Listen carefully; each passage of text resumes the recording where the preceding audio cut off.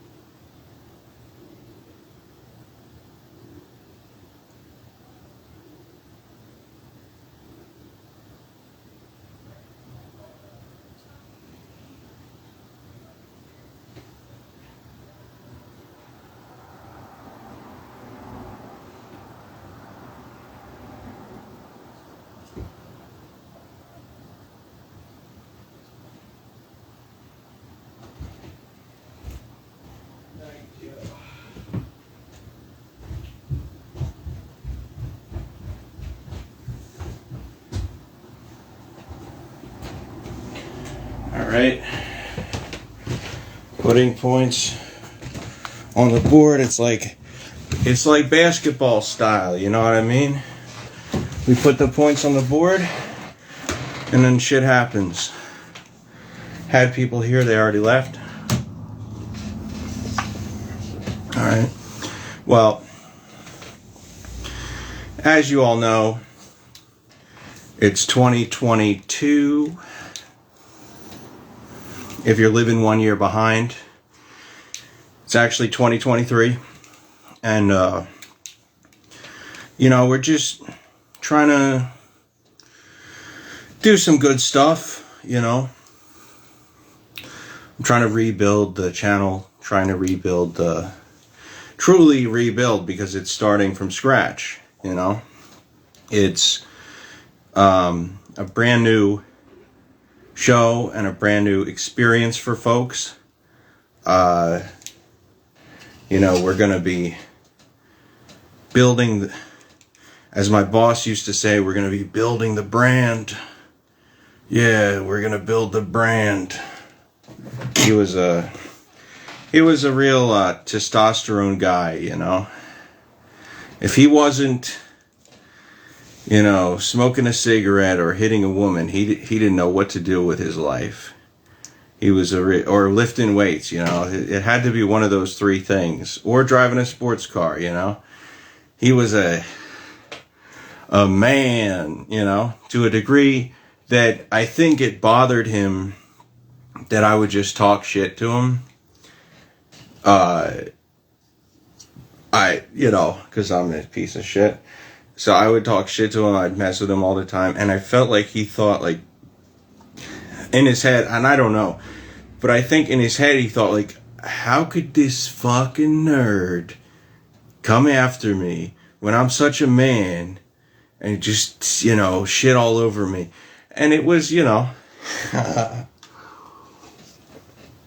it was probably subconscious attempts to bring him down to my level, whatever level I perceived that to be. I felt the need to, I think I maybe felt threatened by him, you know, and was like, all right, I need to let this guy know that he's not the alpha. I'm top tier. And he eventually quit. And you know, so it's not necessarily the way to approach things. I think that that is clear. That much is clear.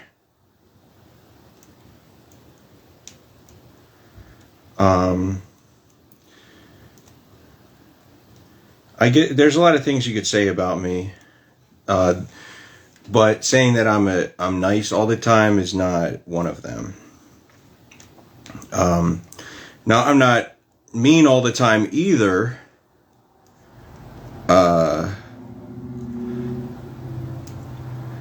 But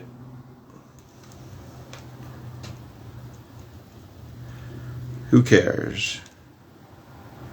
You know? Who cares? This is life. I used to, sweaty in here. It's hot in these streets. So, you know, I used to,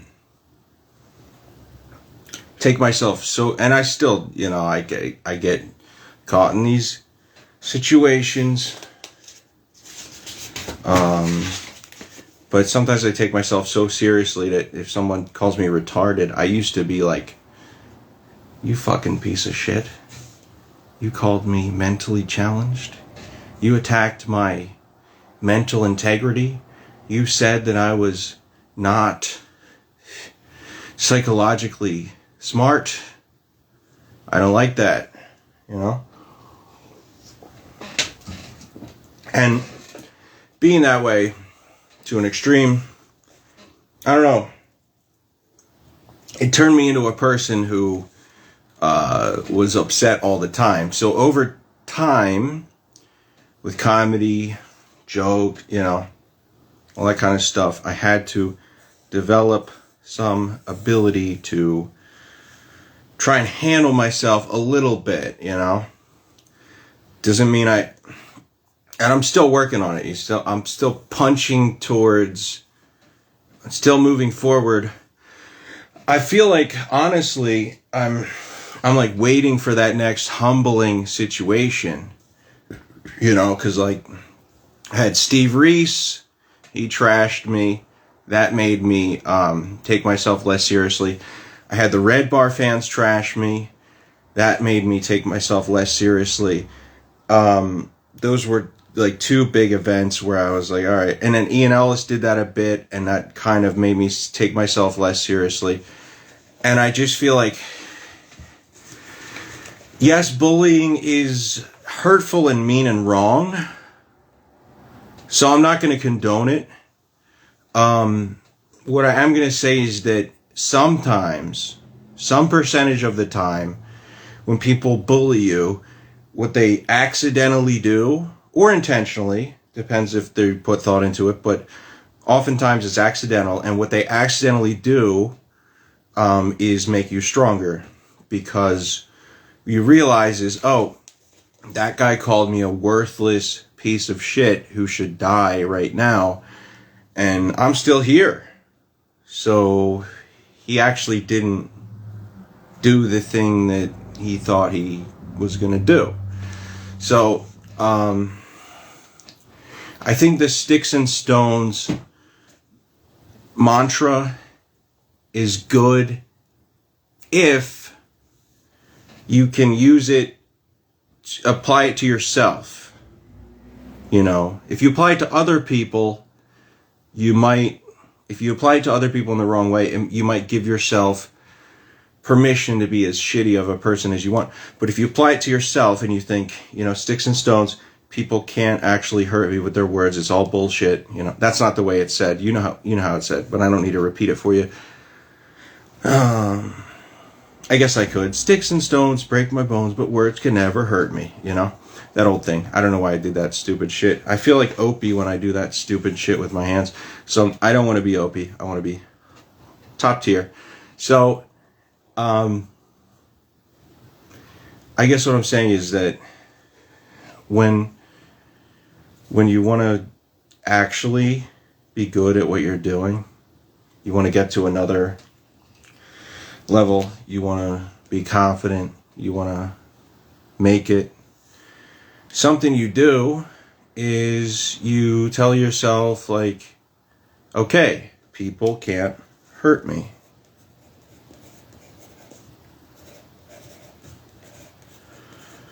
Because,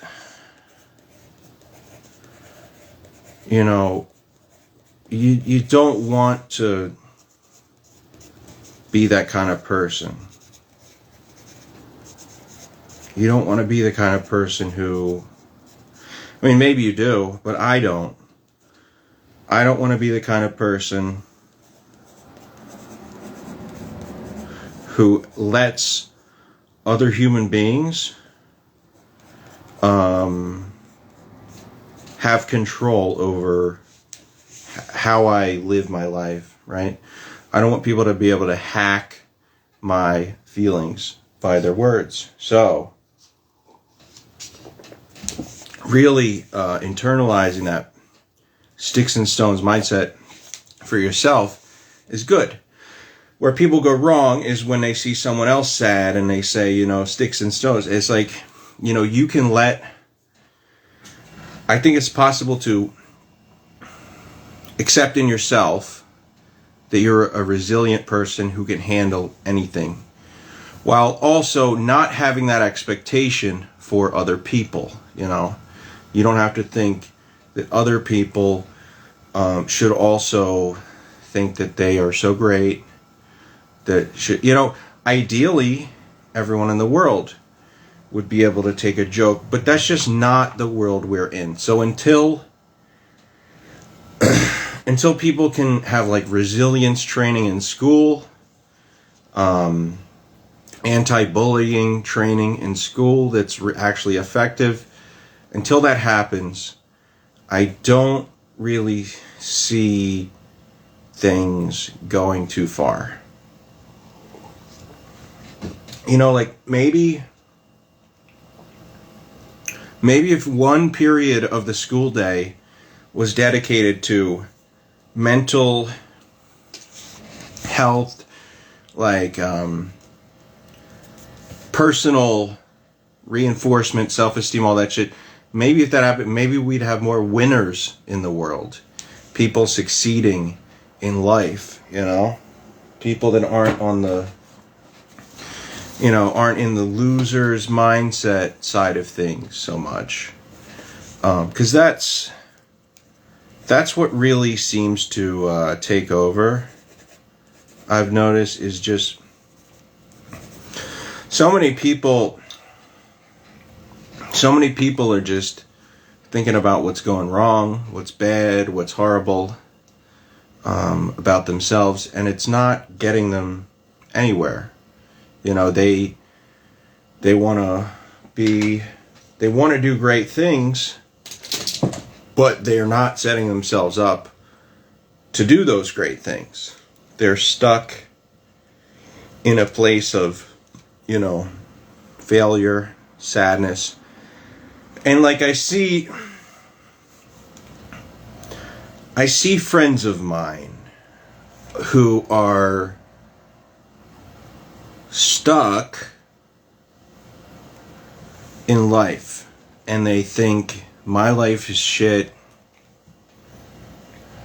I'm a loser, you know, I don't have friends, I'm dumb, I'm fat, I'm ugly, you know, all that stuff. And sure, you can focus on all of the horrible aspects of yourself, but that's not gonna make you feel good, you know? And if your goal, and I'm not, you know, so it's not to say that those are not valid things to be upset about. You're allowed to be upset that someone made fun of you. You're allowed to be upset that you're overweight.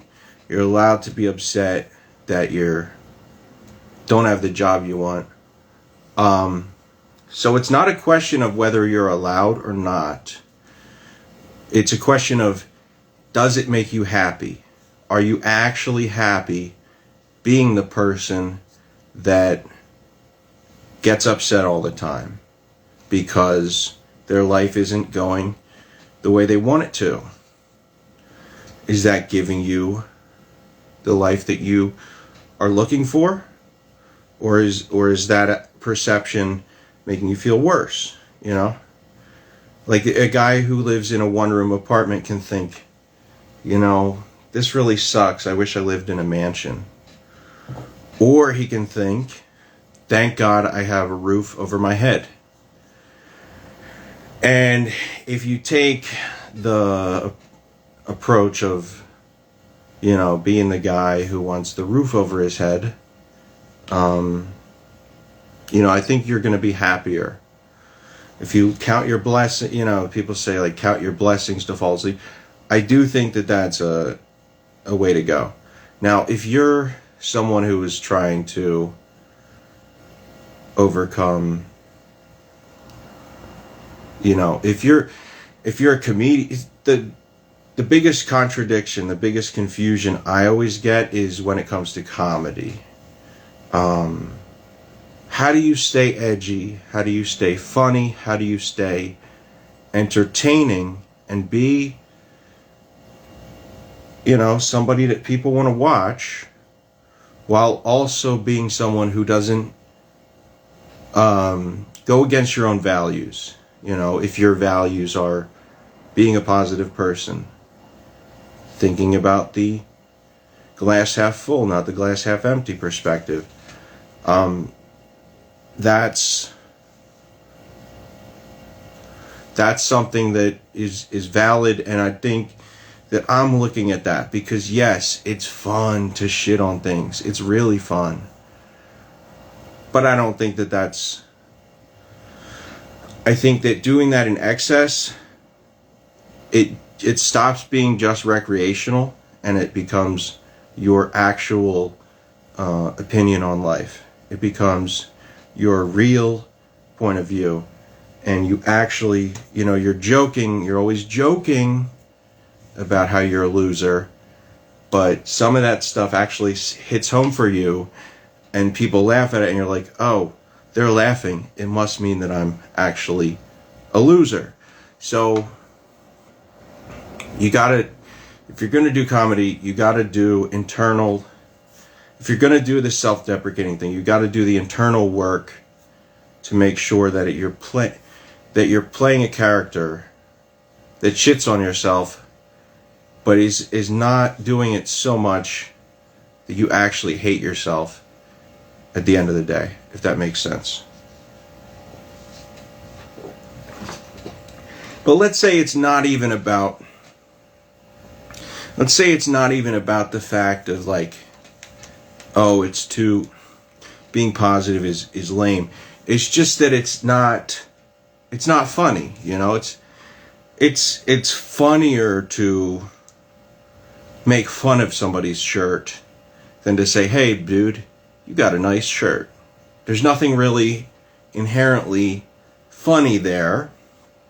You know, it's more funny to watch somebody be made fun of than to watch somebody be complimented. There's no humor in there. It just sort of seems like a love fest. Unless,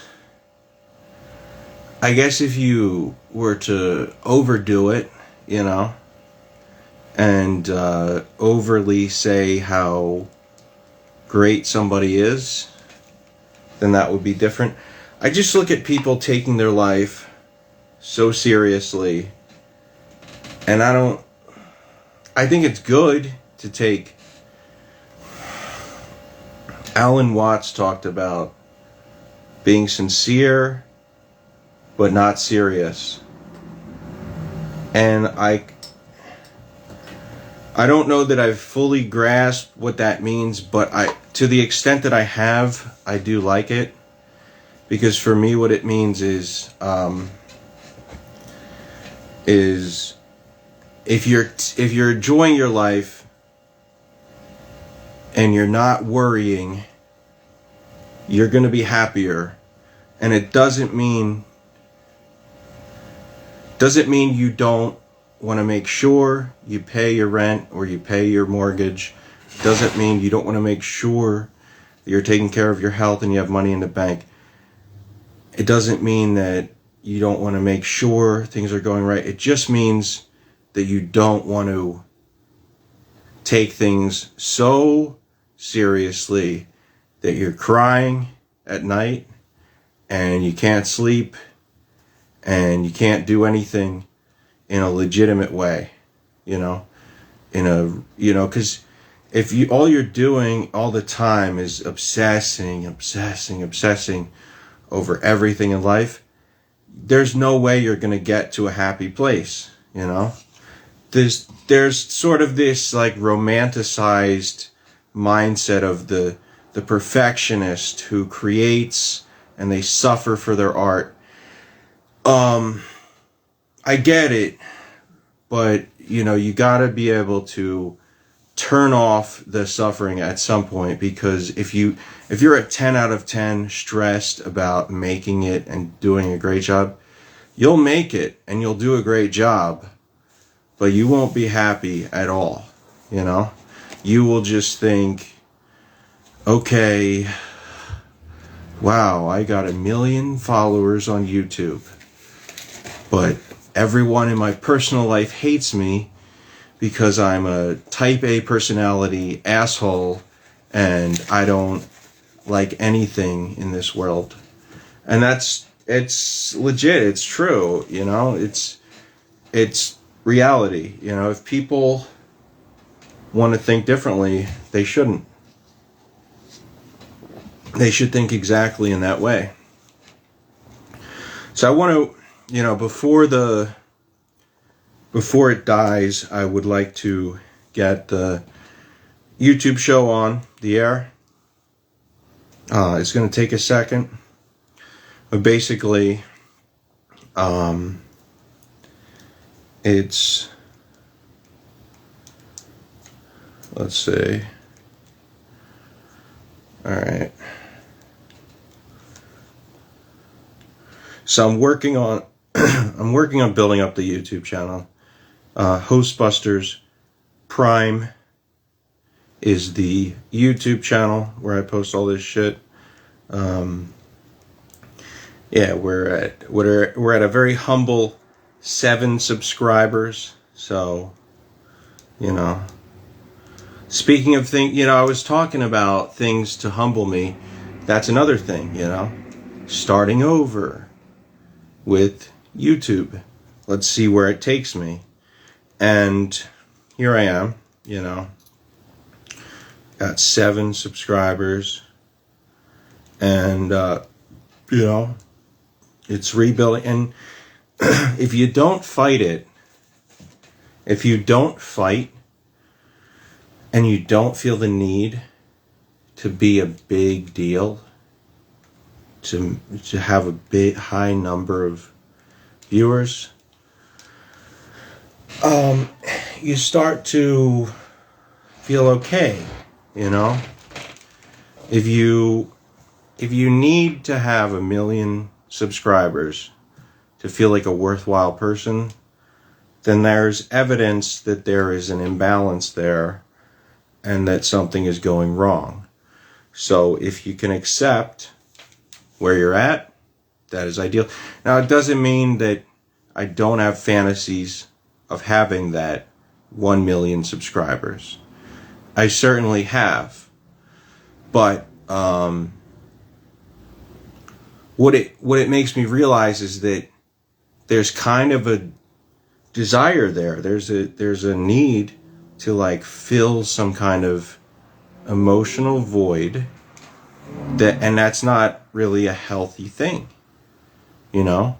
I clearly am seeking for some kind of validation, value, meaning in this. And, you know, Joe Rogan might not be the world's best comedian, but he said something that was meaningful, which is that, you know, if you make it in show business, but you don't have friends to share your success with, it's a pretty hollow existence. And that really the friends around you that you have while you're succeeding and making it in show business, those people are going to make it more worthwhile. You know, if you can have people in your presence who don't judge you, who don't hate you, who respect you, who are friends with you, that friendship is worth more than any of the success that you earned in the process. And that's why, you know, I would like to just keep remembering my friends, you know, that I've accumulated throughout doing this live streaming. You know, it's just on that level, there is some disappointment with getting rid of the channel, because then I don't have those people around. It's not so much, yes, the number feels good, but it's also about having your main core group of people showing up all the time and being there and being your friend and getting, you know, collaboration is not. And that's what I've realized about the whole alpha thing, is that if you want to collaborate with people, you kind of can't be fixated on being the alpha, because what that does to you is it makes you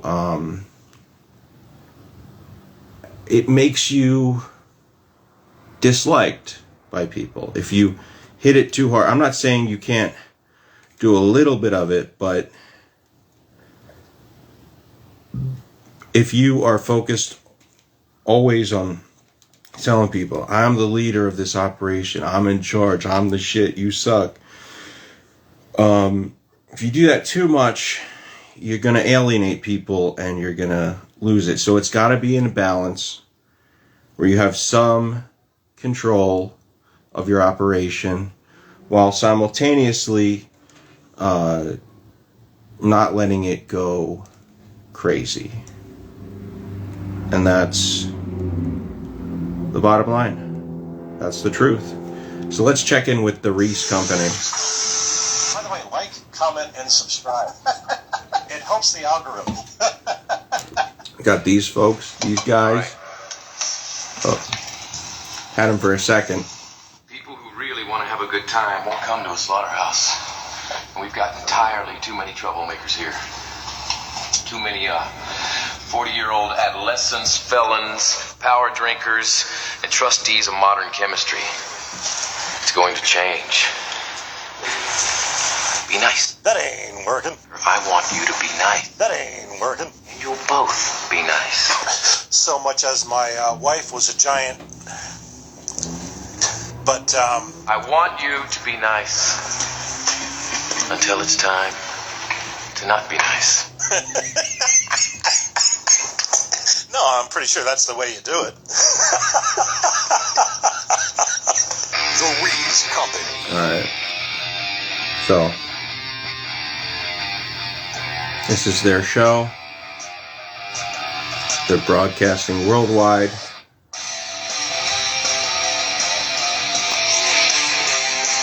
Here they are. Open a tepid Genesee and watch the pictures as they travel through your neighbor's Wi-Fi. It's the Reese Company. I'm Steve. Doesn't Steve have such an old-fashioned broadcasting sound? I'm good. It's been a while since we've done one of these. Yeah, we were on a little bit of a hiatus. Like, I could... during which time? I could literally see Steve existing in, like, the 1960s or something. Just, you know, doing his thing. Just saying, like, some shit.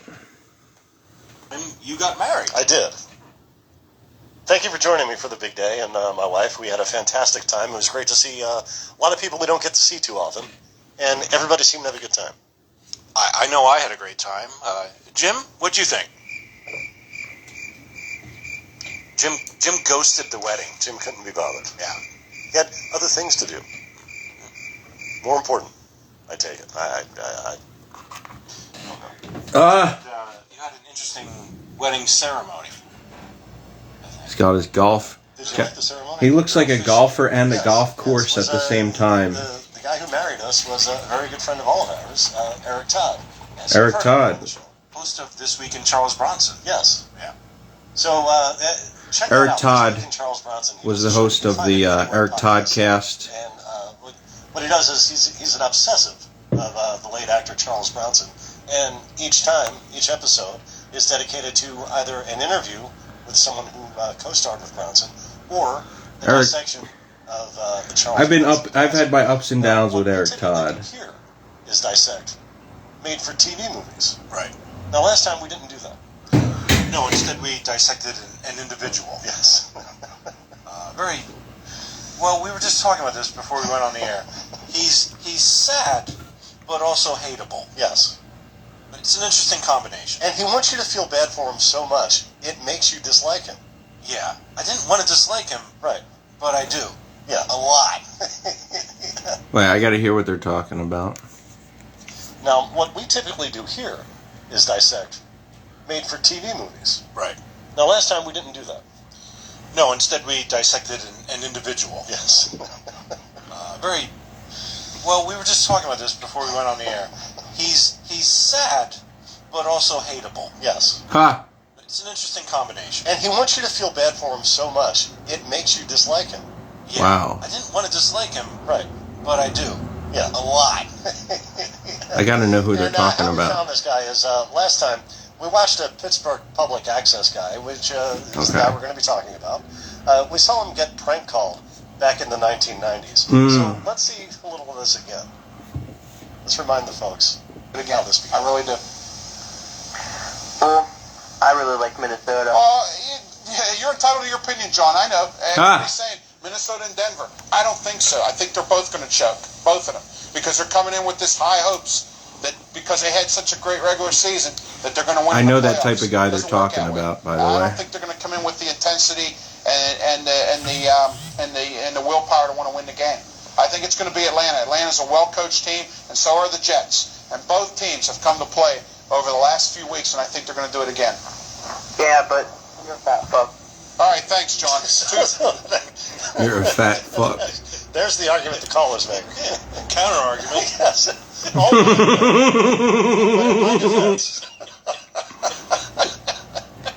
Come on, dude. That's So, hilarious. the host of that show, his name is Ralph Williams. You gotta laugh at Now, that. we followed up with him to see where he is today. and I've we had found people call me a wealth fat. Of content from You gotta this laugh at that shit. 25 years later, he's still going strong. He can't stop. Yeah. He has a YouTube I was just channel, talking which about has that. 4 shows now. I was just talking about how you have to be resilient to keep going. And that's part of it, right? And yeah, sure, there's exceptions. There's alternative comics who don't follow that formula. But I think if you want to be the greatest and you want to be happiest, you have to be resilient. You have to accept that people are going to call you a fat fucking ugly piece of shit, a loser, gay loser, a dumb person, all that stuff. Yeah. Last time was 3. Now he has 4. He has a sports show, much like the one we just saw the clip from. He has a wrestling show. He just added one-on-one with Ralph Williams, which is kind of like a Charlie Rose sort of thing, I guess. Oh, dear God. But our favorite is his weekly show, The Way I See It, with Ralph Williams, where Ralph rants about absolutely everything from appetizers to desserts. Now, he calls himself, he's given himself Now, a name. just to pause it for a second. Now, to bring this back to reality, to bring this back to my life, they were talking about guys who tell you that life sucks, My life is so shitty. My life, my life, my life. I have a friend that has a shitty life. Well, sure, I have plenty of friends. You know, there's people I could uplift, and I think one way that I want to coach them, I'm not saying I'm great, I'm not saying I'm the best, but I have surely attained a higher level of happiness than these people. I just got to tell them my approach is when I'm at my best, I should say. I still have my weak points, but when I'm at my best, my approach is to be willing to accept whatever pushback, whatever shit you give me as your opinion. That's fine. And also, if you want to do this sad thing, my life sucks, you can do that, but you gotta make it funny, you know? Like if you're a guy saying, nobody wants to be friends with me, nobody likes me, everyone thinks I'm a loser, and everyone thinks I should die. That's a valid thing to be upset about. But you don't want to just have it be there. You want it to be like, you want to add some humor to it. So you want it to be like, you know, I'm the type of guy that people look at and they're like, hey, you know, I'd rather kill myself than hang out with you. That's not even a joke. But I'm just saying, add some flourishes to it. Maybe say it in a musical fashion. Maybe say it with a feeling of, you know, just something interesting, add to it. And then it will be more than what it is, which is just like a stiff, shitty type of thing. And I think I would love to do stand-up again and see if, you know, what my approach to it would be. I think it would maybe be a lot different than it is right now, just to find out what works, what doesn't work, you know, how the audience feels about things. It's just so hard to...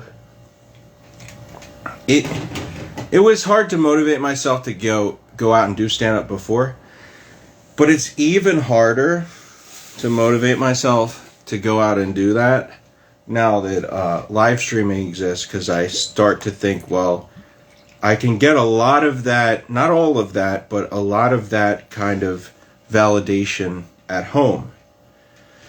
But maybe I'm wrong.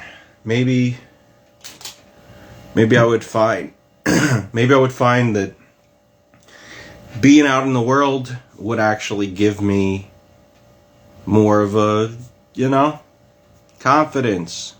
That's why I wish folks like David Walsh and Unbleached lived in my area, so we could actually like go out to an open mic and, you know, hang out. You know, I get Josh Jack, we haven't spoken in a while, you know. He would be cool to hang out with and just do an open mic again, you know. I gotta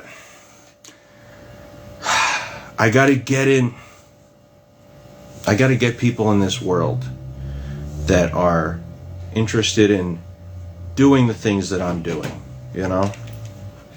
Tell the folks what that is, Chris. All right. Pittsburgh's forgotten son. So let's get back to, that was a little off-track thing. Let's get back to the Rees Company. And that is because no one in Pittsburgh civic circles will appear on his program. And his reasoning is that, well, it's because he'll ask all the tough questions. Well, that's not why, though. No, it's the single-digit viewership. Yeah, and he's completely uninterested. All right, so Chris Morganti, he's growing on me. I'm starting to appreciate him. His demeanor is upbeat. It's not shitty. I must have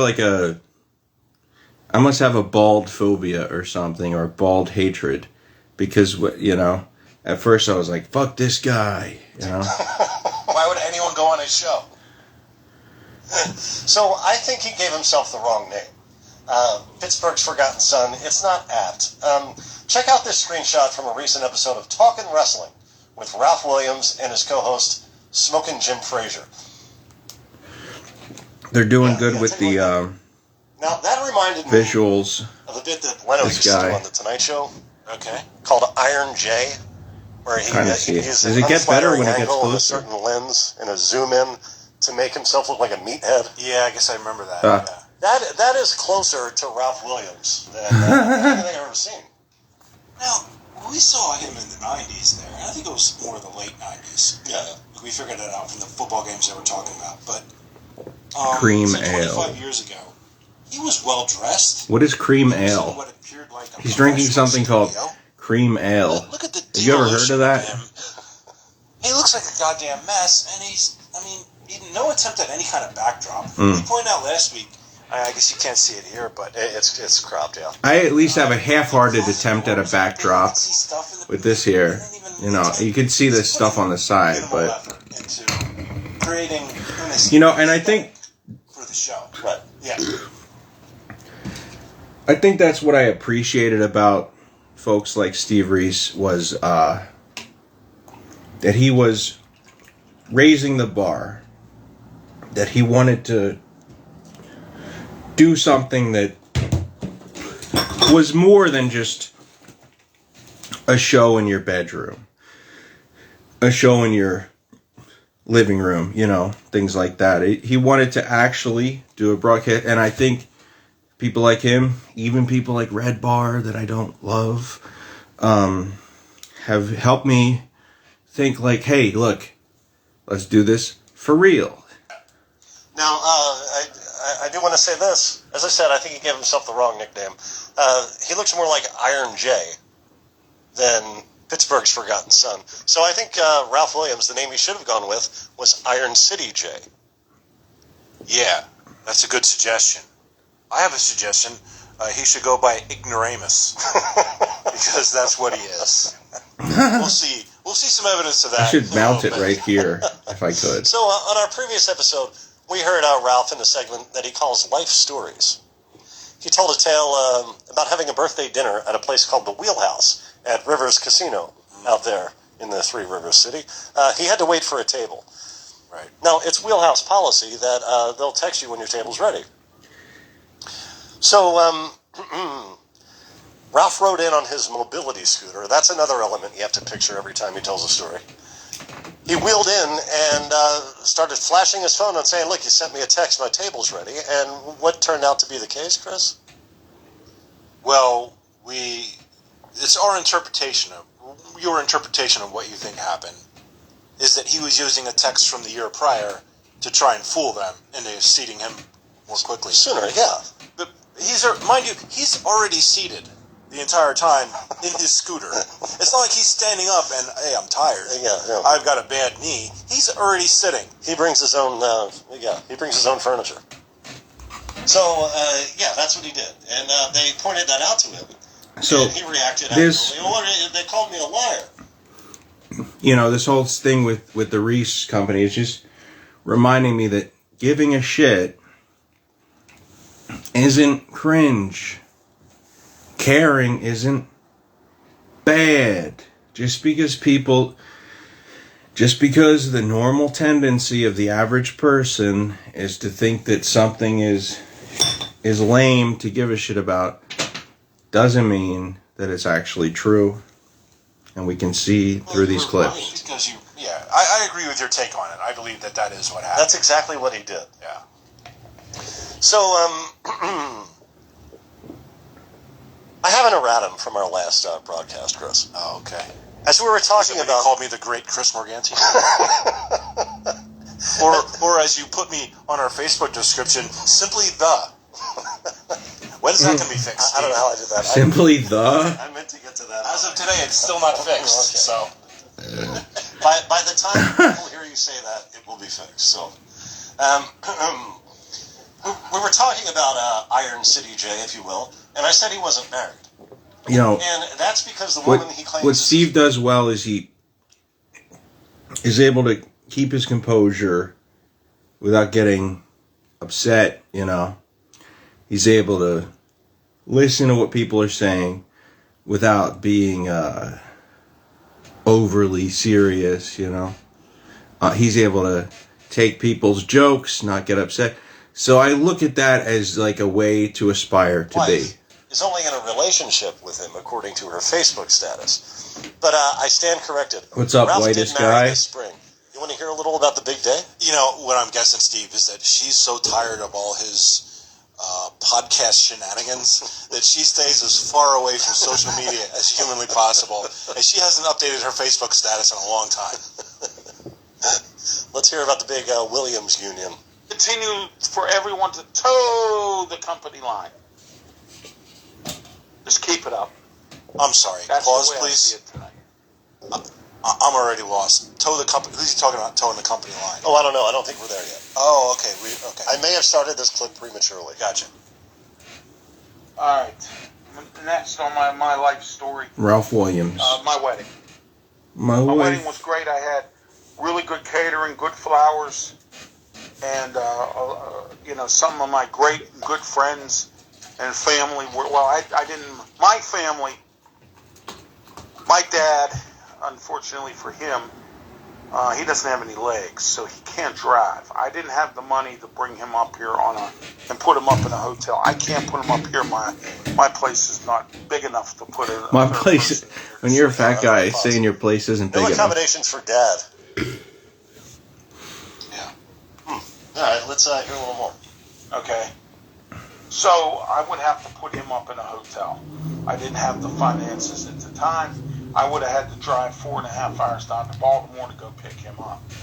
All right. But he sent me a card and he sent me a gift, and that's good. My sister, on the other hand, there's issues with her that I refuse to even talk about on this program. My nephews and my nieces did not show as... Another thing I think Steve Reese taught me is that if you carry yourself with some level of self-respect, other people will think that you're worthwhile, because they'll think, if this guy respects himself, then he must be worthwhile. You can't overdo it. You don't want to be overbearing either. You know, you don't want to be bitchy. You know, have a nice balance. Because their mothers got them brainwashed not to talk to their uncle. Alright? Yeah, so the Williams clan is, there's some interesting stuff going on in regards to the relationship with Ralph. Yeah. You know, I remember you showed me this clip a couple weeks ago, and because we've been on hiatus, I forgot. I intended to make a graphic of his wedding license application. Do you remember me bringing that up? Yes, you want to clean it up a bit? I don't know. Maybe we can stick that in right here. Oh, okay. I'll do it when I get home, I guess. I don't know. All right. You could just describe it. No, I think it's a visual thing. Okay. So, in another life story, Iron City J. I'm sticking with this, Chris. Okay.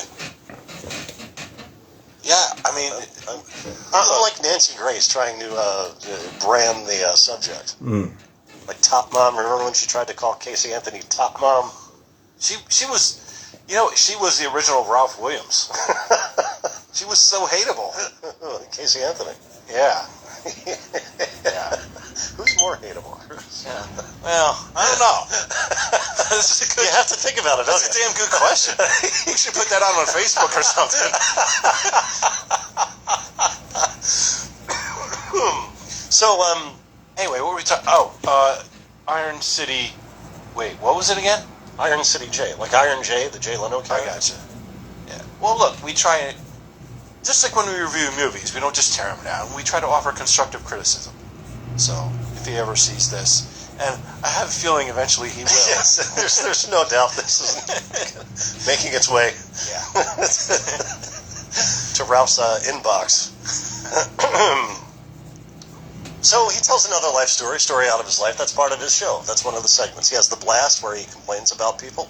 He has the bonehead where he complains about people. And he has the life story where he typically complains about something food related. Right. And So he talks about going to a regional amusement park called Kennywood. Okay.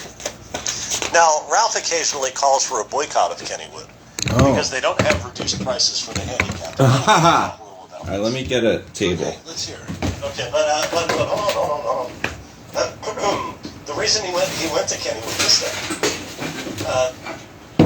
He went for an event he never misses. Oh, okay. An event he calls Pierogi Fest, by which he means Pierogi Fest. So, let's hear about the event from the man himself, shall we? Okay. In music, it was a fun event. And as I mentioned, Kennywood had a select group of rides open for the day. The problem I had with this was it started opening, it was to open at 4:30. But here's the problem I have with this. I questioned security about this. I said, why are you opening at 4:30 when you have 6,000 people waiting outside here? Why don't you open early so you get everybody to start into the park? Oh, we're opening at 4:30. He got ignorant with me, and he got ignorant with and another guy got ignorant with my wife. Now, I understand you have issues there with kids. You have problems. I understand that. Can we pause for a second here? The worst thing anybody did. See, here's something Ralph does that intrigues me. Yeah. This is his own telling of the story. In his own telling of it, the worst thing anybody did was tell him the hours the park's going to open. That's it. But they got ignorant with him. They got ignorant with his wife. I think he's the one who's ignorant because you're speaking to a $10 an hour employee about why the executive decision was made to open it. It's not his. He's a security guard. Right. And no one told Ralph and all these other people to get there early. Right. And Ralph is not concerned about crowd control. Ralph is concerned about stuffing himself with pierogies. Right. As we already said, he's sitting down where everyone else is standing. Right. So he's just waiting to stuff those pierogies in his face. Or pierogies. I'm sorry. Pierogies. Let's hear a little more. I will say, if I have one critique, it's that I feel that Steve needs to be a little more relaxed and willing to laugh at his co-host, and that if he laughs at his co-host will be more inclined to laugh at him as well. All right. You didn't want to be there that day. You wanted to spend time with your kids and your family, and you had to be there for Pierogi Fest. I understand that. Pierogi Fest. But don't take it out on me and my wife and my family. Don't do that. Who's taking anything out? The guy simply told you what time. Right. The place opens. Now let's stay with this. I do want this gets even more interesting when Ralph continues. Kennywood, you're already on my list. On my list. You know what list that is? Yeah. Because I don't go to Kennywood. Wait. Pause it, please. Is this a list of... All right, good. There's got some laughs in there. Is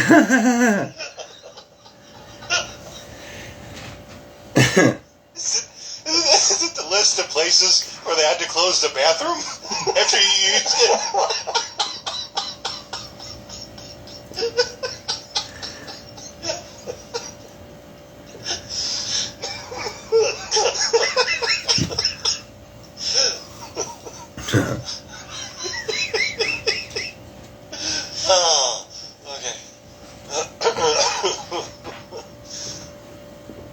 Alright, a little more.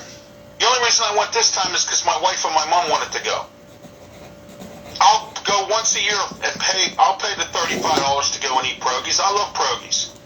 I love pierogies, man. I played some games, won some prizes. If you saw on my Facebook page. Okay? I love pierogies. But here we are again. Kennywood. Come on, man. Come on, man. I'm a disabled person in a wheelchair, and you treated me like I was a piece of garbage. Told him what time the park opens. Okay? Then I needed to go rent a scooter, okay, to go into Kennywood. So I rented a scooter. But they didn't open until after 4:30. The place, they didn't even open the park until 4:45. Yeah, that's a whole lot of Progy eating time down the drain. Progy. Poor Ralph. Okay, let's hear some more. Come on, Kennywood. Wake up. Okay? Wake up. This is not the way to do business. Not at all. It's bad enough that you discriminate against the handicapped people by not having some kind of a lower rate for us to get in. Okay, please. And then when I saw the senior citizen that's all we rate, need.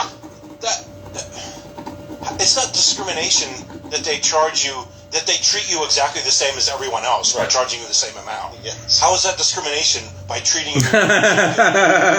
Where he goes, he needs to be seen as a victim, though, Chris. And frankly, I mean, this is nothing against disabled people, but it costs more to accommodate them. You need ramps, you need bigger bathrooms. Like, if anything, they should be charging them more, not less. But I don't.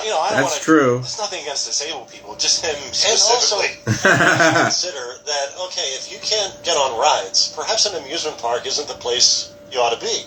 It's not a Dave and Busters. He talks about he wants to play Dave games. and Buster, shout out to the like show that. I did with David Walsh. Why do you have to force an amusement park to change? We'll do Dave and the price Busters. to accommodate your fat ass. Yeah,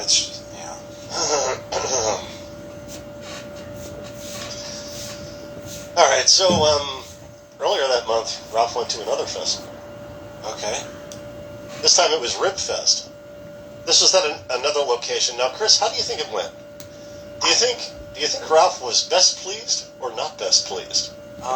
He doesn't seem to bring things up that he's pleased about. No, so not typically.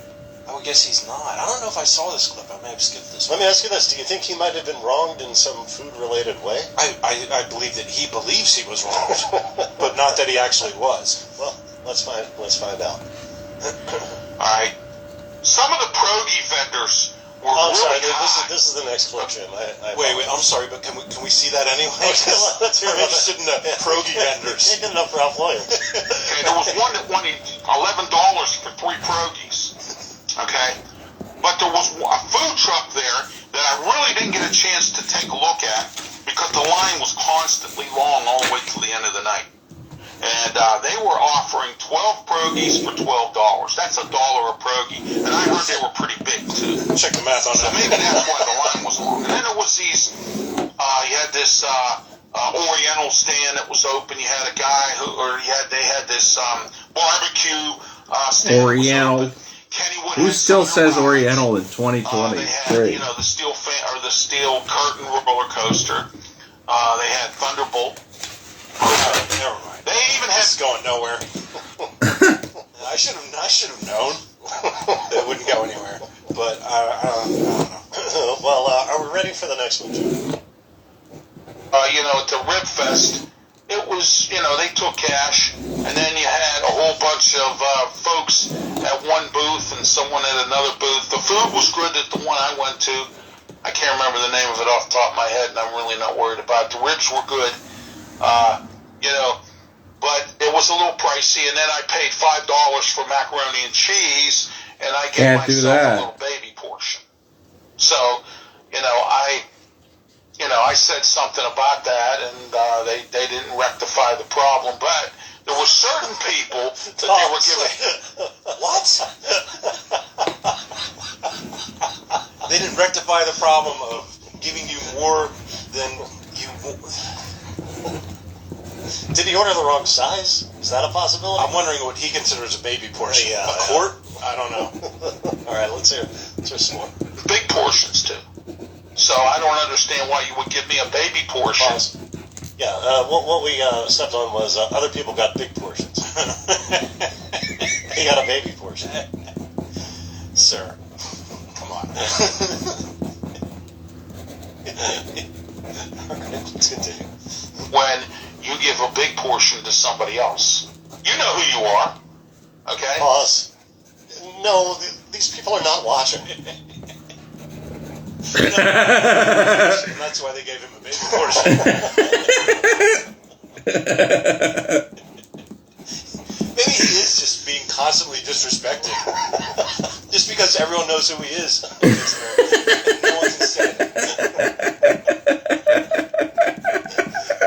We have I think So the Red Fest was okay. It was good. It was nice. My mom likes to come up.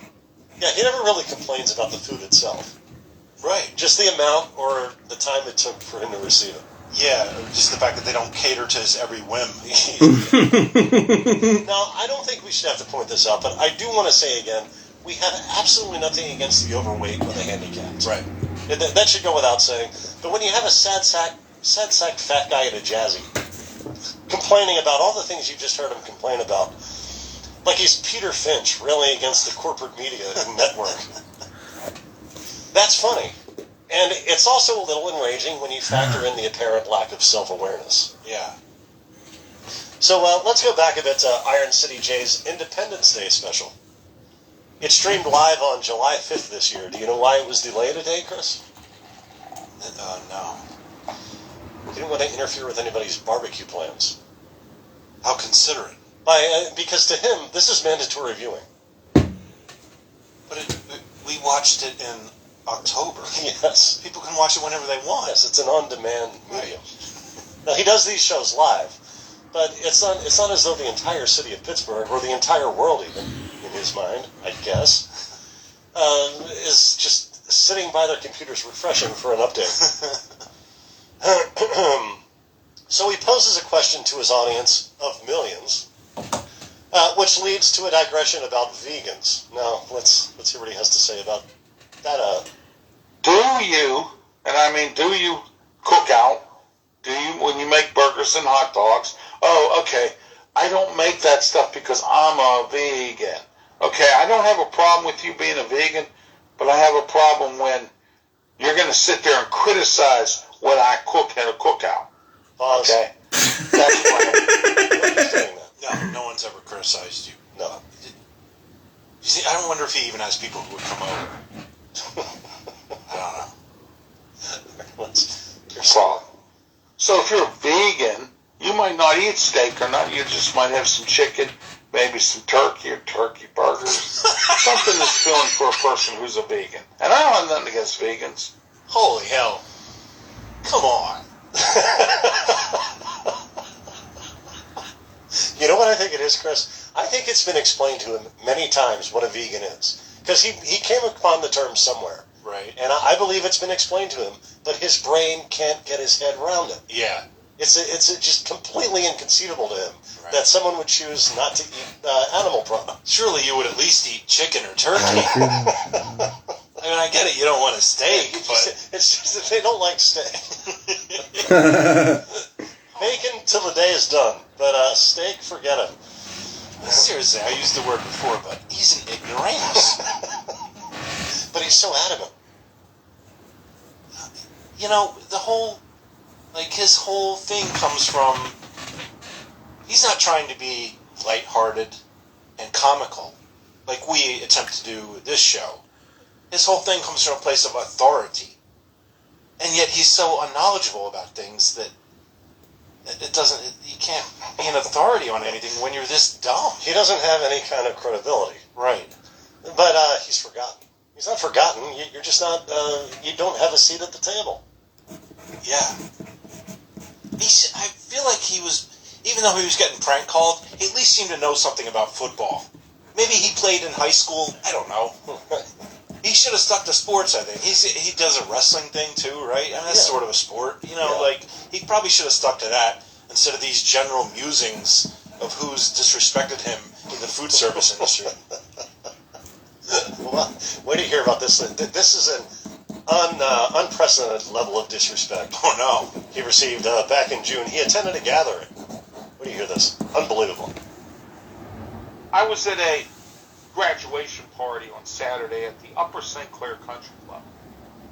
The lady that was hosting the party was ignorant. You know how, you go to a graduation or birthday party and mom and dad, the child, they walk around, they shake hands with you, they say thanks for coming or thanks for being here. All right, so that takes us, that camera system breakdown takes us to our first break. And we will talk about the great things happening in the world of broadcasting. So, what I have planned as far as the next people to cover, so we've covered Steve Reese. Next up, probably going to cover Josh Jack. After that, John Kensel. If you don't know who he is, you will be for the universal audience, you will be introduced to him. You got Sam Hill, Ian Ellis, AOC, Poon Handler, Russell, David Walsh, if his stream isn't privated, Grace Thorpe, Lauren De Laguna, let me make sure I have that written down, Ben Thorpe, Provo Kid, Hello Starlight, and others. That is what we're going to do. And it's going to be amazing. You know, I think it should be pretty good. And I think you might have some fun with it. We're just going to have to see how... We'll see how long Instagram actually allows me to make these shows. You know, I don't know if they do let me make these shows or not. But, and yes, at some point, we will possibly, I don't know yet, we might make the transition over to YouTube, or maybe Instagram Lives will be the lay of the land. I don't know yet. But this is what it is. And, you know, I'm starting to like it. But I will say, having fun, laughing, being in a comedy circle where you're actually like laughing with other people, I do think that's where it's at. And I do think that if I could, I would probably have a co-host who is paid, you know, who I pay to be here, whatever the flat rate is, and just do that. And then say if, like, they did something good, then they would be rewarded.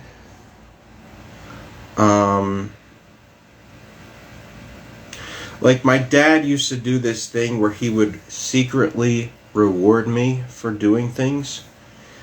Like when I was nice to my sister, he bought me a PlayStation. But he didn't tell me ahead of time that if I was nice to my sister, that he would buy me a PlayStation. Because then I think, and maybe this is shitty, but maybe in my child brain, I would have thought, hey, if I'm nice to her, I will give her happiness.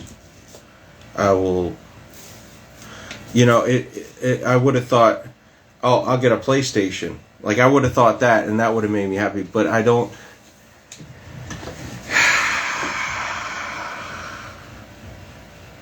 I don't know. There was so much shit that happened that I need to just release and understand that people did things not because they were evil. You know, because there's things that I get mad at my mom for, and I have this, like, resentment, anger, upset. And in my head, I often think, hey, this is like, yeah, this is fucked up. This is bad. But when I really think about it, when I really drill down and try to go to, like, the the fun side of things, I realized that that's not, you know, that's not where we want to be.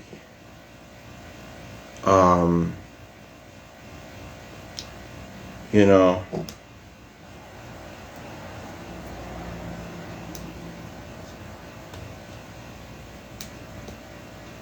so I'll be truthful in the future just about like, and I think, you know, I've get this whole Jesse Lee Peterson thing sent me down an alpha wormhole where I was like trying to be alpha just because he said so. But it's a losing game, because what you realize is that, first of all, it's not congruent with what comedy is. Comedy is not about being the best man in the group. You know, if anything, comedy is about letting people know, like, yeah, dude, like, I'm a loser, and that's okay. You know, it's making other people comfortable. And it's as I forget if it Bobby Lee, I think, might have said this. It's a shadow game, you know? You shit on yourself, but it's not because you're shitty. It's because you know that you're good, but you want to make people comfortable. You know? If you're good, you don't need to tell people you're good. You can just accept that you're good at what you're doing. But if you tell people that you're shit, then they will start to like you more, because they'll be like, oh, this guy doesn't have an ego. And I think, like, that's what I really want to tell people, like Rick Glassman. Because Rick Glassman is always like telling people, oh, I'm so great, I'm the best, you know. I play basketball like nobody's business. But does he really? I don't think so. I don't think I mean, he's good, but it's almost like, once I have this belief, and I haven't, you know, not a scientist, so don't quote me on this. I don't have any proof. I'm not a behavioral psychologist either. But I believe that once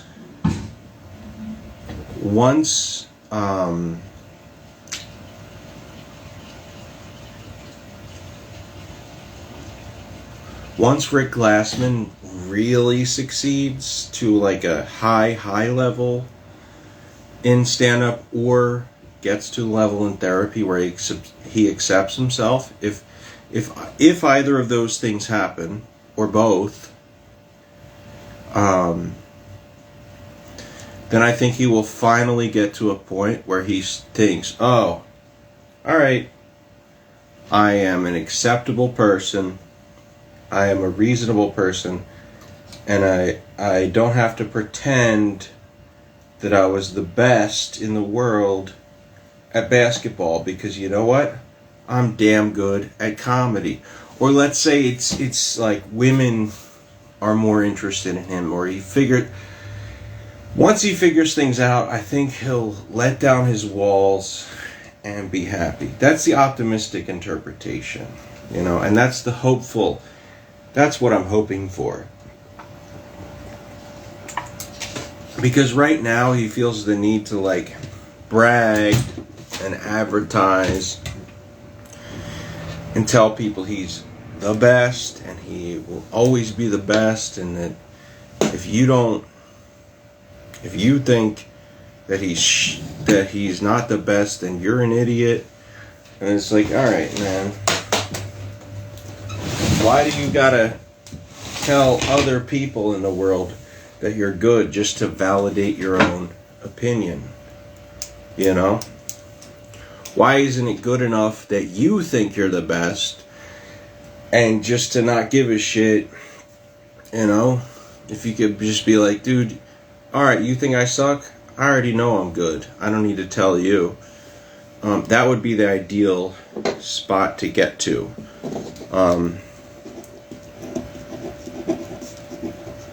But yeah, we do a lot of crazy things, insane things when we're doing this show. And this is the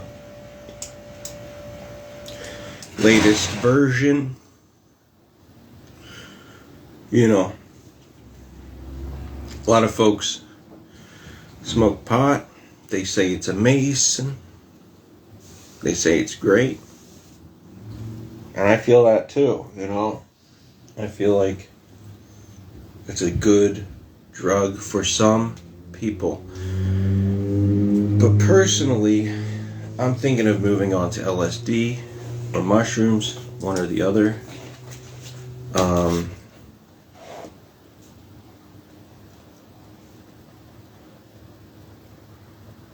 I don't know which one, but if we can get that happening, that would be pretty cool.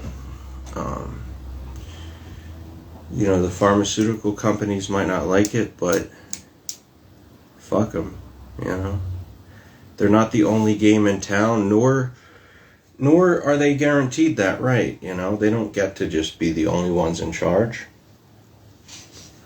And some pharmaceutical companies have gotten the opportunity to succeed at high levels,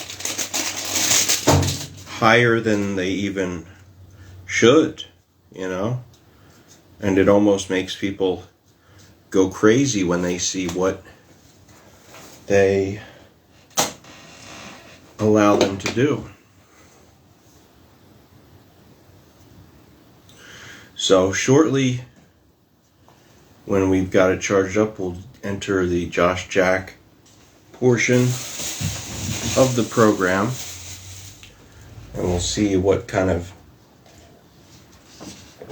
damage or greatness we can create.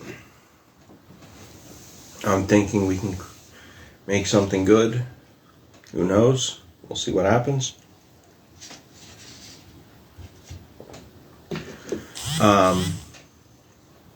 But yeah, that's what it is.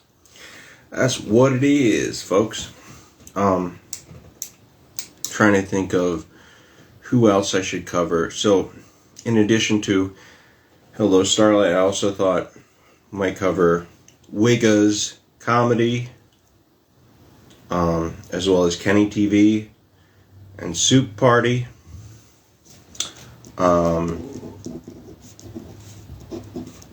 Hip Star as well.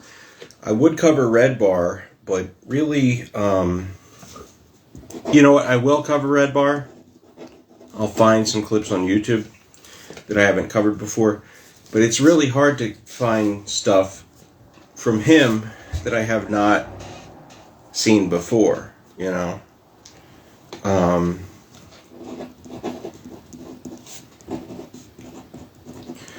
You know, because he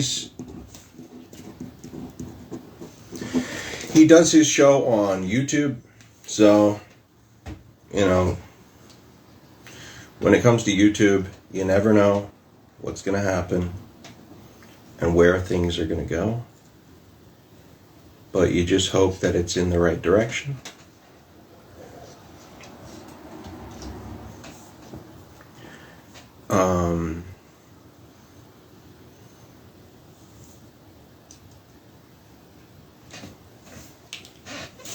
Yeah.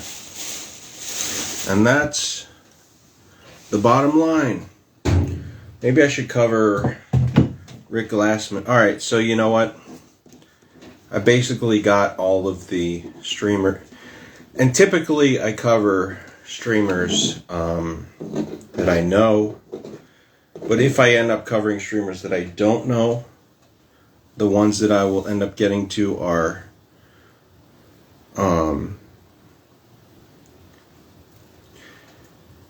Let's see. We'll do Kenny TV. Oh, I already covered that. We'll do Hipstar, Red Bar, Opie and Anthony, Howard Stern, and Rick Glassman. And those will be the people that we cover. And we will have fun with it. So, let me get this going.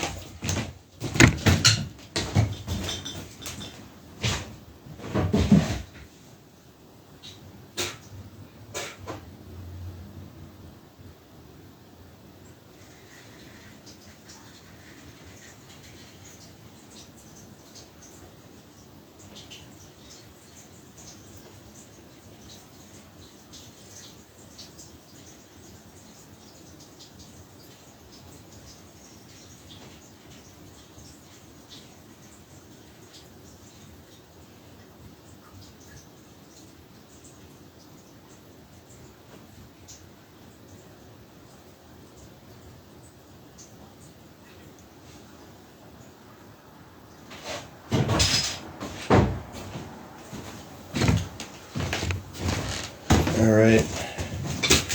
Okay. Yeah. So the skill that I will need to work on in order to get this show really working right is the skill of knowing that things are going to be okay. And also the skill of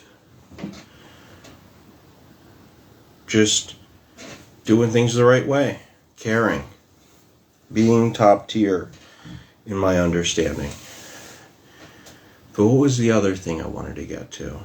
Let me just think for a second. Please grant me the opportunity to just use my brain and get back to what I was thinking.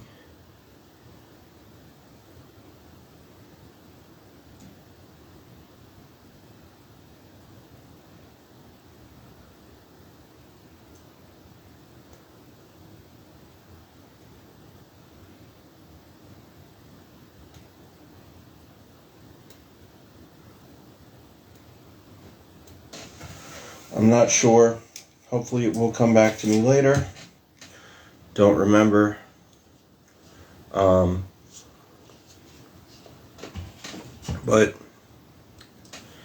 you know, people of all genders and of all opinions like to have fun, like to feel good. And what more can you ask for in the 22nd century? I know we're in the 21st century, but I like to pretend that we're not. You know?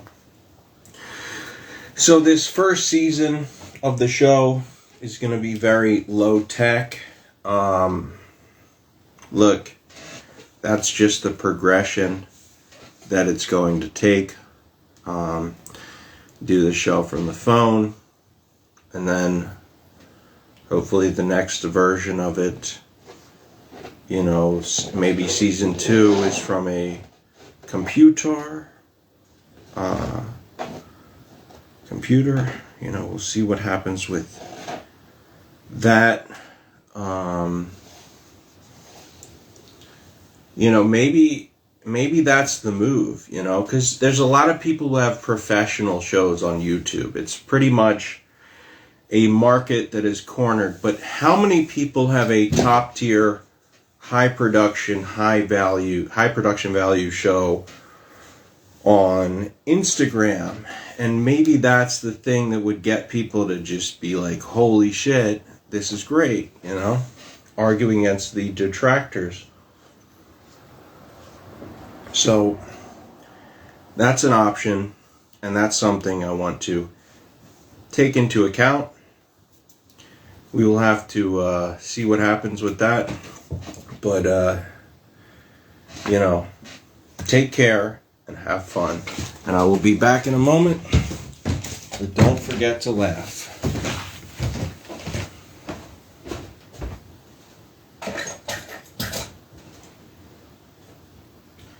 I guess I forgot to laugh. Remember that? Remember that guy from Opie and Anthony?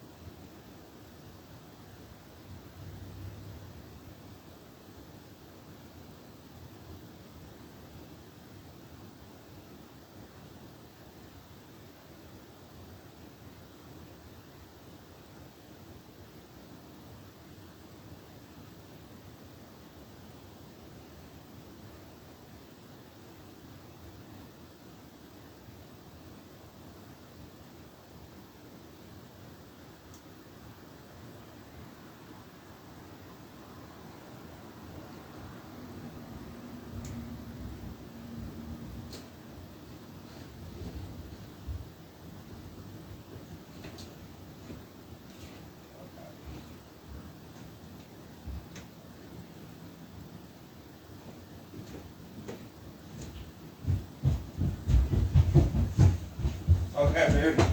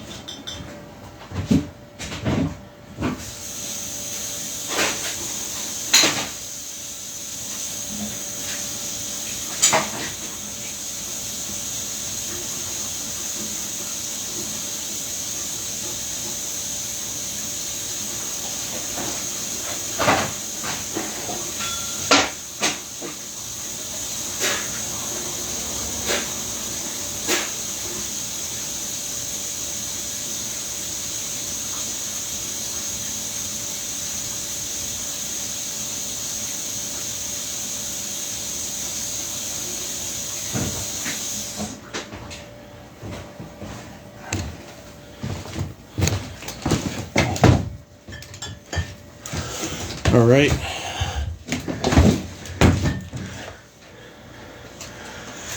Welcome back. This is the show.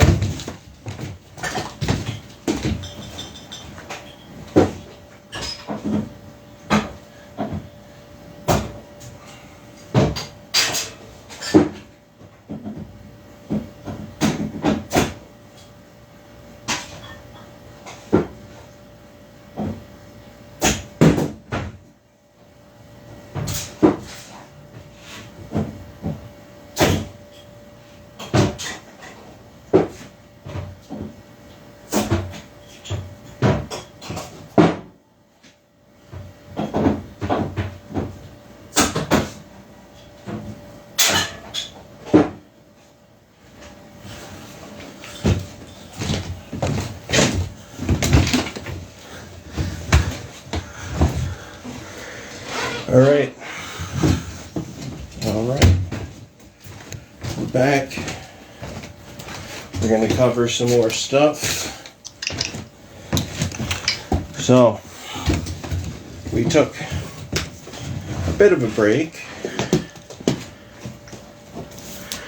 Now we're going to cover Josh Jack. Or whatever.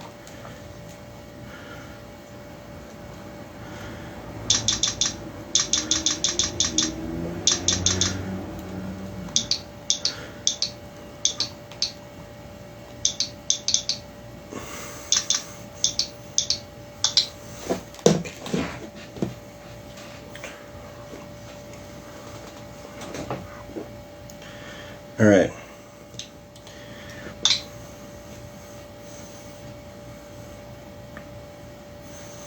We're going to cover episode 618. Hey, it's Saturday night here, and I decided to start the podcast tonight.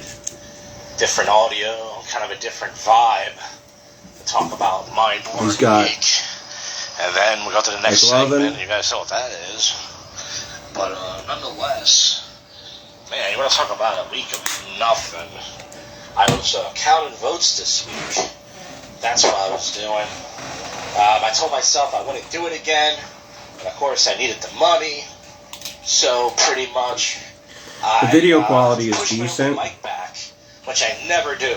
My open mic was supposed to be this Monday, and I said, yeah, we'll do it the other week, next week, because the blacks are perfect, if not too perfect. Time, pretty much what happened was on Monday, it's supposed to be early day, it's supposed to be 3 to 11. The post let us out by like 5 or 6. But this new dickhead that took over kept us there last time at 8 o'clock, so I snuck out, and last time they just knew because they gave a badge out or something, I didn't have it, so I pretty much got fired last time. So that's pretty much what happened last time. So this time I said, let me do the responsible thing. I pushed it open my bag. I was miserable. Could have did it on Monday, but I didn't. And then fucking, what happened?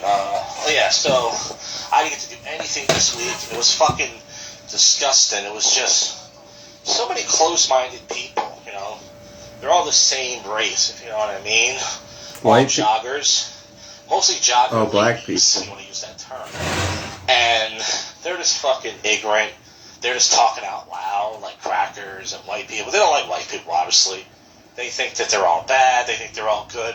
It's like, how do you... They commit so much violence and crime. How do you hate somebody else when you're the problem? But I don't know what's in their head. He doesn't love black people. This woman I was talking to, she was talking about the Will Smith slap, and she was like, that happened over a year ago. She's like, oh, you know, is those black women sensitive about her hair?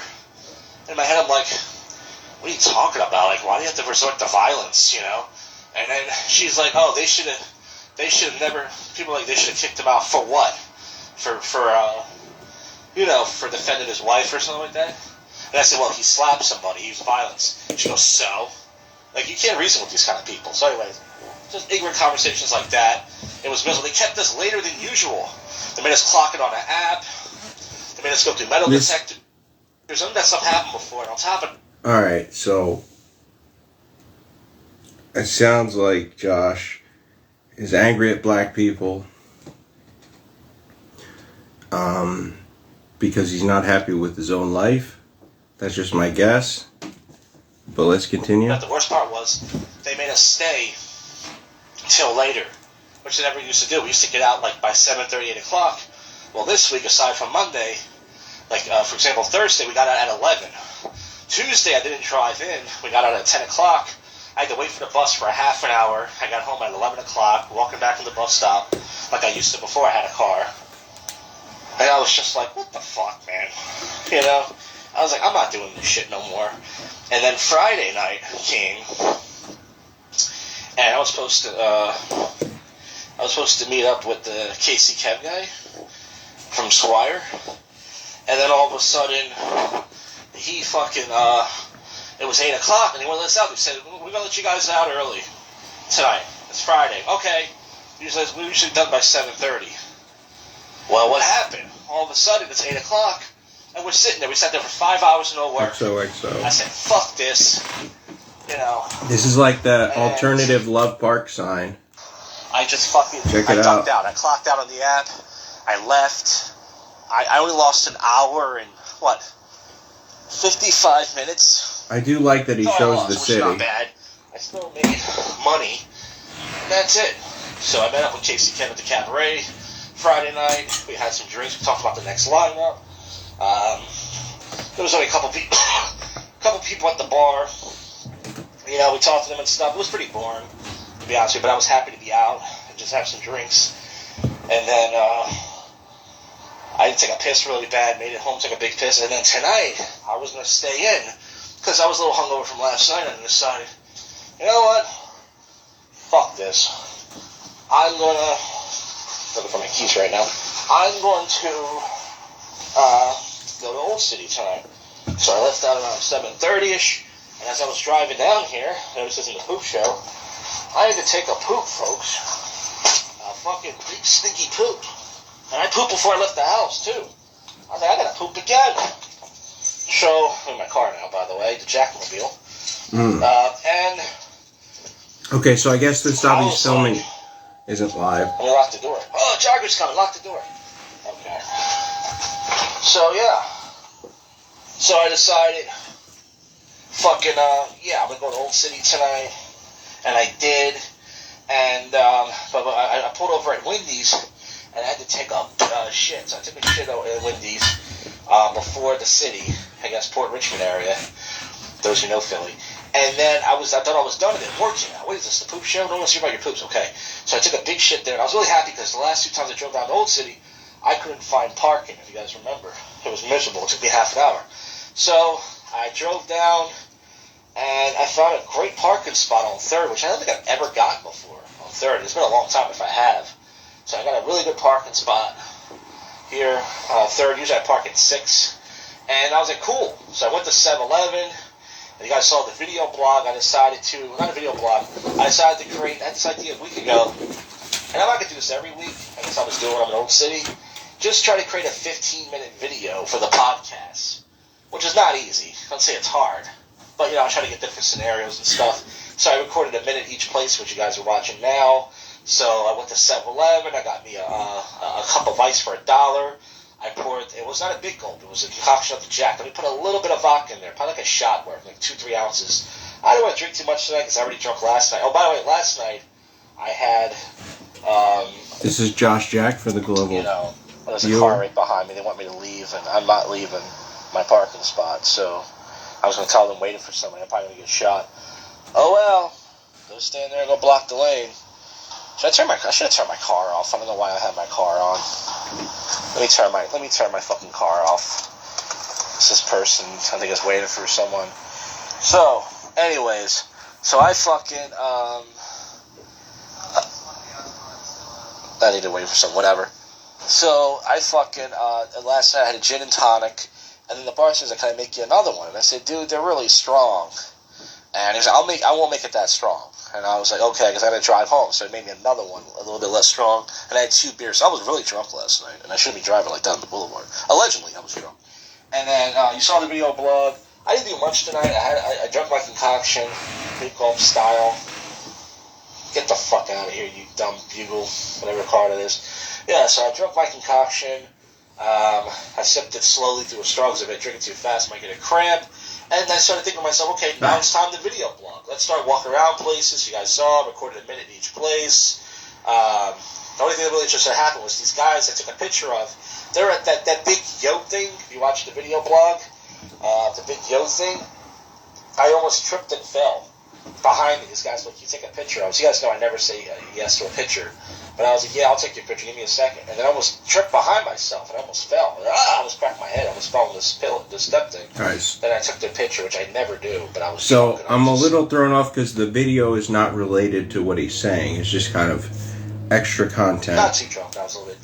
And then I started walking around. My hair got really sweaty. I was sweaty because I slept all day, and I didn't really get to walk. So I was, burning some alcohol from last night. I was sweating like crazy. Took a piss in the stoves a couple times.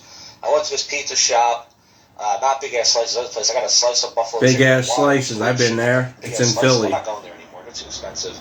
And I had a slice and big asses. Some people call them. I was gonna get some buffalo wings. I was like, my stomach hurts. I missed those spicy wings at the Chinese place, but it made me shit. And then I went to nothing really interesting happened. Just walking around, same old same. And then I went to National. The bouncer really talked much. He showed me a video of last night. He said, last night was crazy. All these kids from the prom came over. You should have been there. But I was like, yeah, I was busy, whatever. I was busy counting votes only. And then I sat outside National pretty much for 10, 15 minutes. I sat around a lot tonight. Didn't do much. Just looking for places to shoot videos. And that's it, folks. That's my boring week. I wish I did more, but I was a working man this week.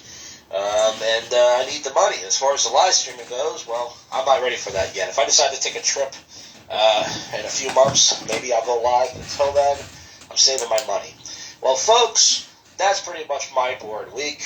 This is the first but yet worst comedy podcast in Philly. It's your favorite podcast show that most people will not listen to. And now it's time to get to the odd news.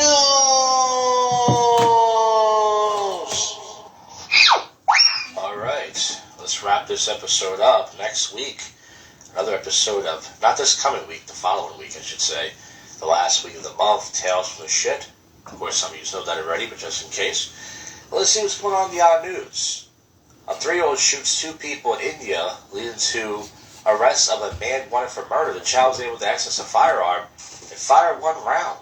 So wait, he fired 1 round and killed 2 people? Oh, he shot 2 people. What's up on Bleach? We're covering Josh Jack here. Men say they're offered money to pose as this is the View hotel to make room for migrants. Video: woman wanted in mass keying of 400 vehicles at a co-Quatlim dealerships. My car's no hoopty, so you can key that bad boy up all you want. Doesn't matter, folks. That's who's Josh Jack? Having a hoopty. Competitors ensure balls race to Gator and Josh Jack is a Philadelphia comedian who I started comedy with, and he's a guy who,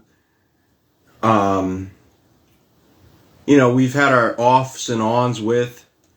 Why does he sound like he's talking out of his nose? He's a very nasal guy. For some reason, a lot of the comedians that I've done comedy with, Steve Reese and Josh Jack, they're both very nasal people. So maybe they've had an influence on me, and I might be subconsciously doing the nasal thing myself. I don't know. Let's listen some more and analyze that. But he's a guy I started with, just like Ian Ellis has this weird connection to Red Bar because they did comedy together. Josh Jack is that for me. We did stand up over at the Comedy Cabaret, and this is his. He's out in the city, I guess. To assist in amputation. This guy ran out of people. He hates black people. Get over here. Yeah, we gotta amputate this guy. What? I don't get JLP would love him because he hates black Southern people. Colorado admins not laughing to see your prank. Major security concerns raised. All right, you got me interested. Yes, I'm a fan of pranks. By the way, high school senior prank gone wrong. I wish I did put it. You're welcome to. Made from 18 students, 6 for one. You're both. We were just going to switch talking about classes. Whatever. Woodland Park and act like us. Woodland Park and act like them. We didn't mean any harm by the situation. School ministry staff has moved to the swamp, and so 6 of us went one way. This is still Eventually, boring. I'll get the toilet paper, stream set up properly. Firecrackers, or taking the bully and shooting them up. Whatever happened to the old good pranks? World's most expensive ice cream costs $6,696. What? That's a lot of ice cream. They're going to be cracking that stuff or meth or something. All in one's rainbow, lightning bolt captured all over Florida Beach. Double rainbow. He's got a weird looking pizza right now. It's like shopping carts to prevent suspect carjacking. I don't even know what that is. And Northern California, did that work? I mean, if you use a it's like chicken pizza. You can just right over shopping carts. Just depends. I don't know. YouTube TV shows repeat a Little Mermaid ad instead of end of NBA playoff game. Yeah, you got to promote that Black Mermaid commit murder in the sea. All right, enough of that. Come on, that's not right. Whether Anchor said she was fired over her curly hair, but was it black curly hair? No, it's a white woman, and it doesn't really show her hair curly in this picture, so I don't know. Okay. It smells putrid. Garbage piles up to the 9th floor at Berthsida luxury apartment. I imagine. It smells like poop. And juice. Poop. A prisoner stories. He loves poop stories. I need to get Josh Jack back on this show. It's been a while. That's one joke. What else can I come up with? Let's read that again. Prisoner skate at county jail finds scissors hit at Merrick's rear end. I gotta think of a punchline for that for tomorrow's open mic. I can't think of it right now. But you want to try to cut around that one? I don't know. Florida researcher to break world record for living underwater. Missing diamond ring reunited on 13 years after it was flushed down a toilet. There you go. Professor floats all of his students after chat falsely claims they wrote their papers. Texas A&M University seniors who already graduated were denied their diplomas because an instructor didn't correctly use AI software. That's awesome. Can you imagine that shit? You bring your family, and they go, wait a minute, let's take those diplomas away. Yeah, when I was in college, they had some sort of technology they were using that detected plagiarism. But a student-led yearbook ignites controversy with pages about sex, drugs, and alcohol. Well, that's what the kids what do you hear about? An award-winning yearbook, Missouri. Okay, well, let me read it. This is my ad blocker. Fuck you. I'm not taking off my ad blocker for nothing. Man caught with endangered, stolen Galapagos tortoise and freezer. I don't know. Not sure what that means. I don't even know what I just read. American tourists rescued from Paddington sewer after being trapped for over 7 hours. Black bear, that's a black bear, plays Ding Dong Ditch on a cabin in Southern California. Randy Jackson from American Idol? No, that wasn't that good. Taco Bell is finally canceled the Taco Tuesday trademark owned by Taco John's. Why? Taco Tuesday, it rhymes. Why not go with Taco Thursday? That could be a thing. Man finds bliss after marrying a virtual idol, Hatsune Miku. Toddler dead, 23 others missing as hippo capsizes a boat in Milan. I mean, that's terrible. A little baby died because of a fucking hippo? Hungry hippos. Florida teacher said she was under investigation after showing a 5th grade class a business movie. Yeah. That's based. U.S. driver pulled over for speed and tried to switch places with a dog. That's awesome. Oh, my dog was driving. You got your license registration there, buddy? Charter of Florida's secret neighborhood casino said to be run by organized crime. Crews battle fire at Fuqing Higner, Vietnamese cuisine. Dog and Doghouse. Man, choose a deal. Okay, let's read that. New York City pizzeria that adds cannabis to pies is shut down, so you can't have a dead body on your pie. Yes, can I have a Clint pizza? I did a prank call back in high school where I called a pizza shop and said, can I get a pizza with extra Clint? And the guy took my order. It's not that funny. Someone thought it was funny, but I didn't get it. I didn't think that was funny. Someone did. Large alligator on Florida beach was suspiciously spilled. Wasn't what it seemed. Florida man sets records for living underwater. I thought magicians did that. Did David Blaine and all those guys do that stuff? The world's oldest dog celebrates his 31st birthday. Is that Lizzo? All right. The best meal. Women in labor walk. Okay, I read that last week. Folks, that is it. I'll see you folks on the next one. You just listened to, and we're out of here. I like the guy who the girl doesn't complain to, but she fucks. You know, the boyfriend said, I want to be that guy once in my life, you know? Like, this good friend takes her out. I said, oh, she'd be such a good friend. And then he starts coming over and dump on her mouth. I want to be that guy one day in my life. And not feel bad for the other guy. All right. So,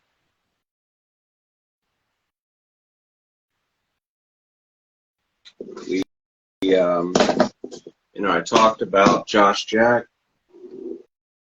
That was an interesting little moment we had. And,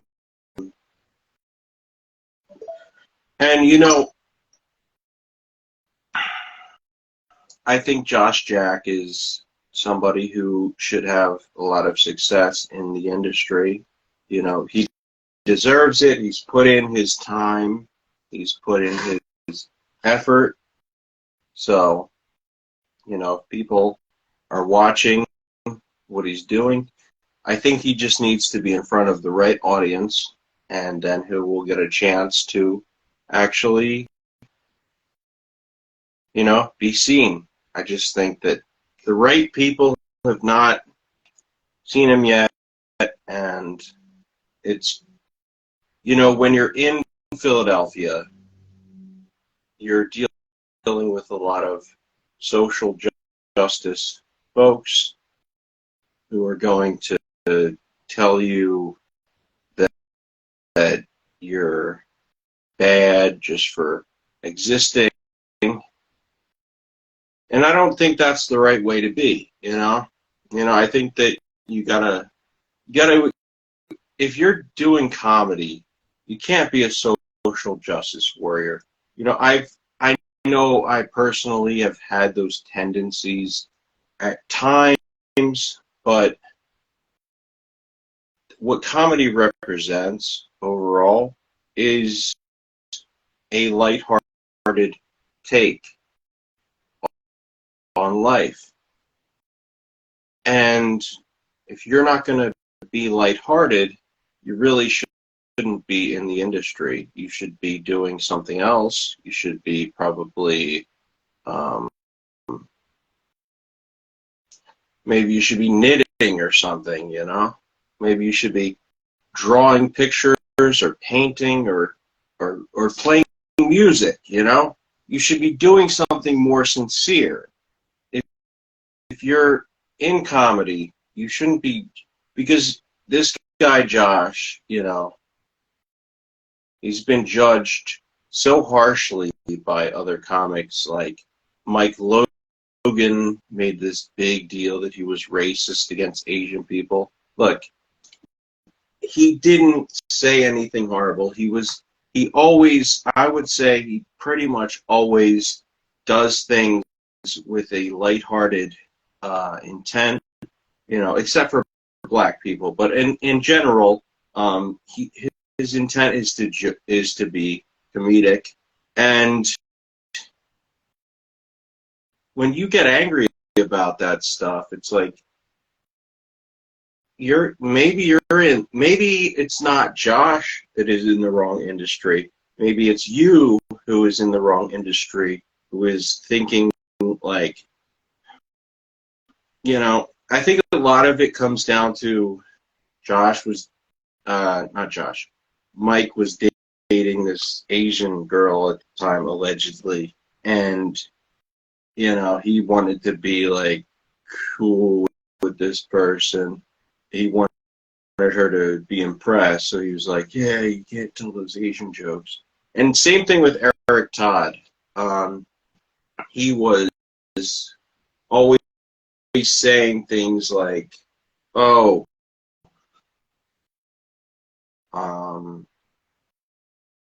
I'm gay. You know, he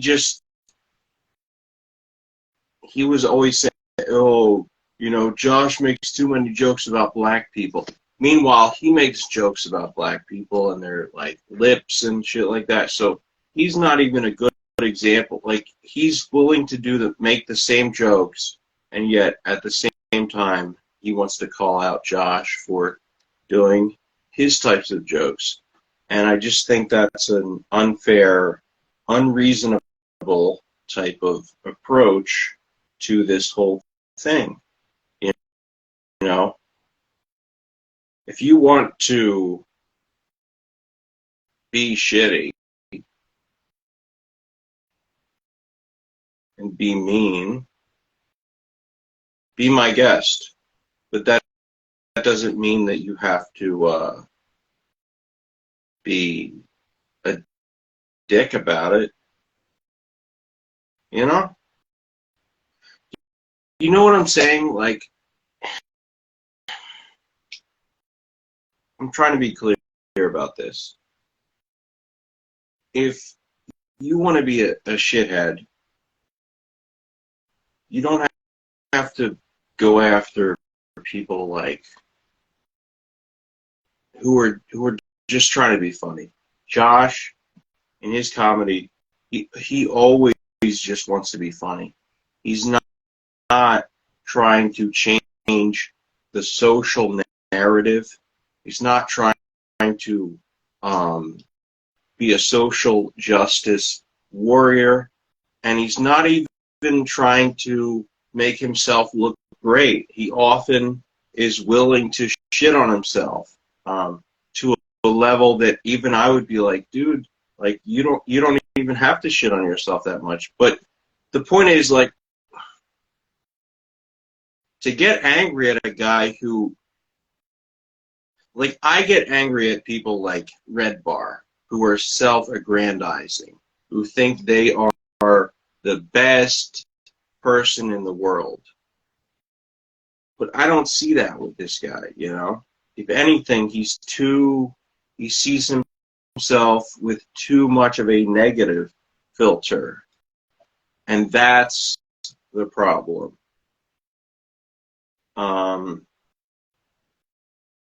you know? I don't want to be crazy, but I just feel like that's how it is, and that's how it will always be. People will always make the wrong judgments and say the wrong things about people just because they can, and just because that's what they were told to do. Not told to do directly, but in the sense of like society is telling them what to do, you know? Like, people want to say like, oh, that's the bottom line. Well, what is this? Is this a wrestling game? What is this? The greatest wrestling game of all time?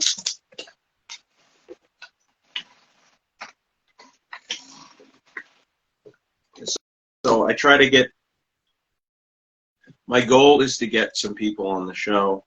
I don't know if I will.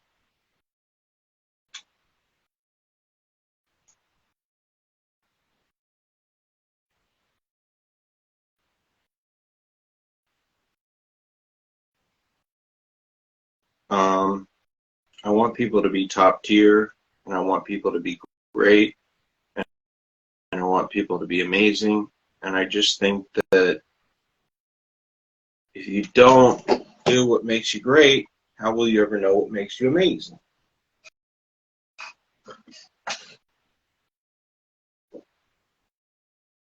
But I joke, you know, I make jokes. I try to be on the humorous side of life, whatever that means. I try to be lighthearted. I try to be someone who respects women 1,050%.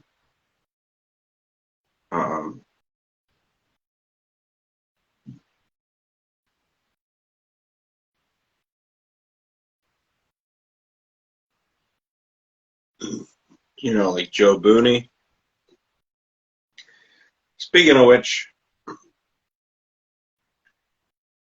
where is that guy? What's he doing? You know? Where's he hanging out?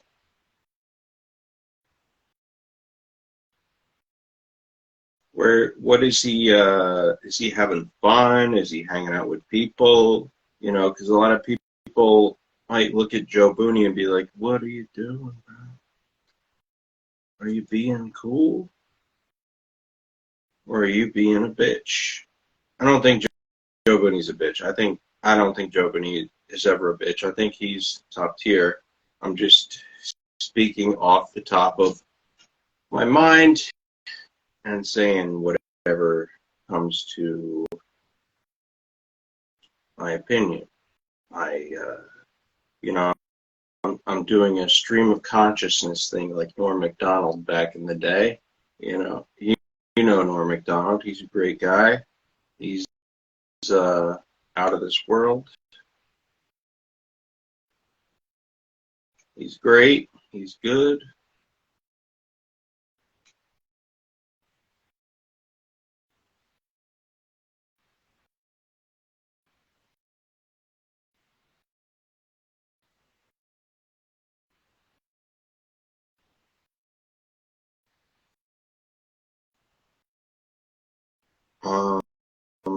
But I don't know what to say, you know?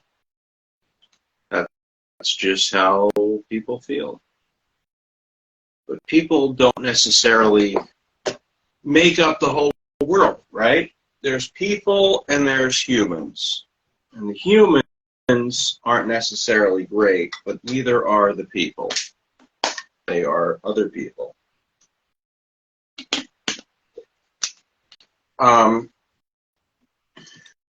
So there's value in both points of view. There's value in wanting to be a great person, and there's also value in wanting to be a person who is not so great, not so amazing, just average, you know?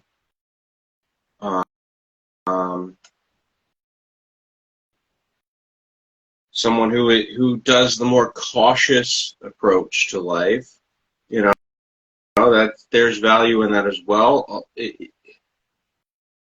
But I don't know.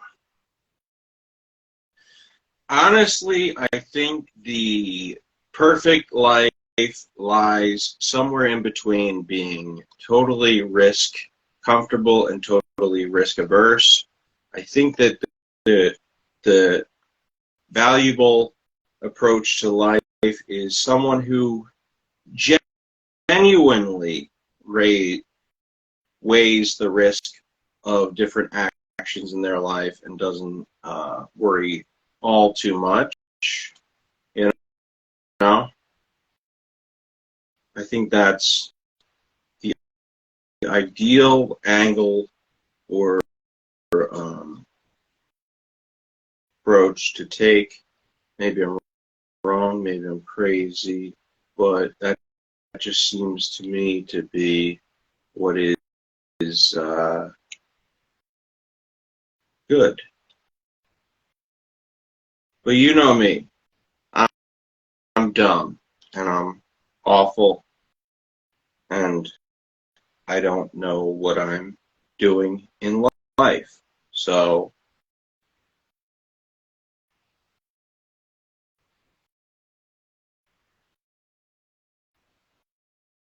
I will take actions as needed and make things happen.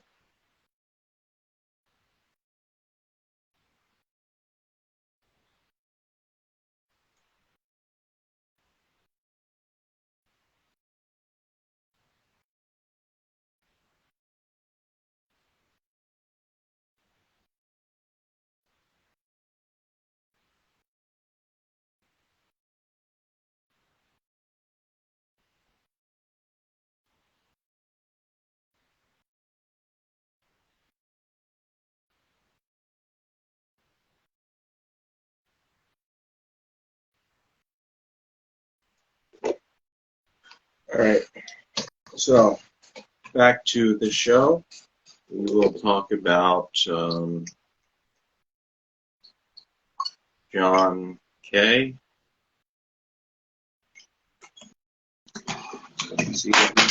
See what his deal is.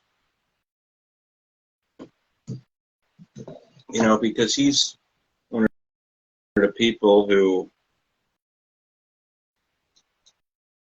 accidentally did some shit.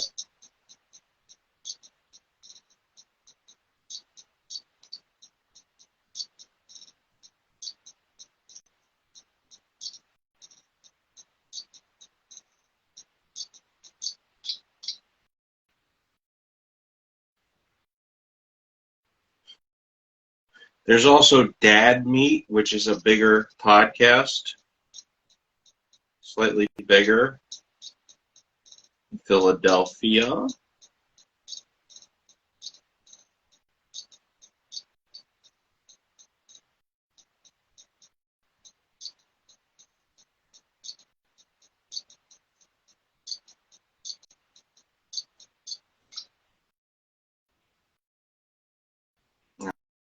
All right.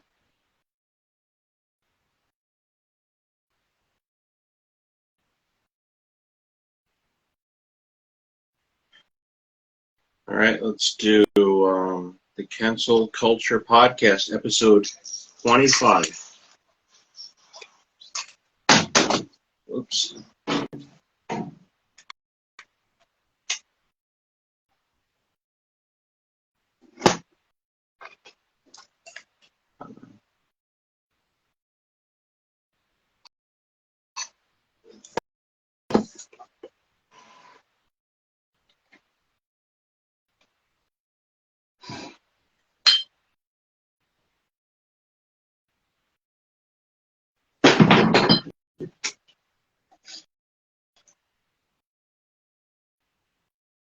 Let's play.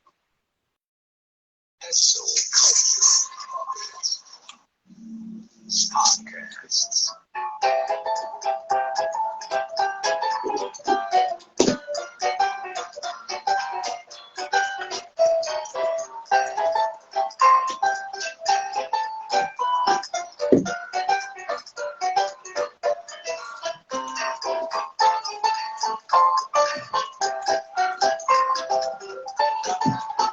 got this old-timey music.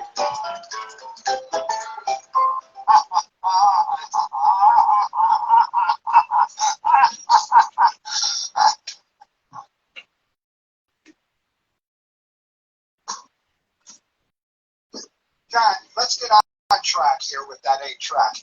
Hey, ladies and gentlemen, welcome back once again to another segment of Cancel Culture, the Pop Culture Magazine. And I'm here in the legendary with the one, the only, the master himself, John Kensel. Hey, people who don't brush their teeth, I'm John Kensel. We'd give you a present before the show, a Frampton Comes Alive 8-track tape. And I want you. wait, you have a goatee. Yeah. You know, Steve, about these 8-track tapes, which are a pain in the ass to listen to.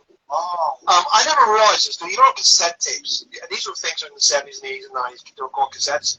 And it said, turn it over, right?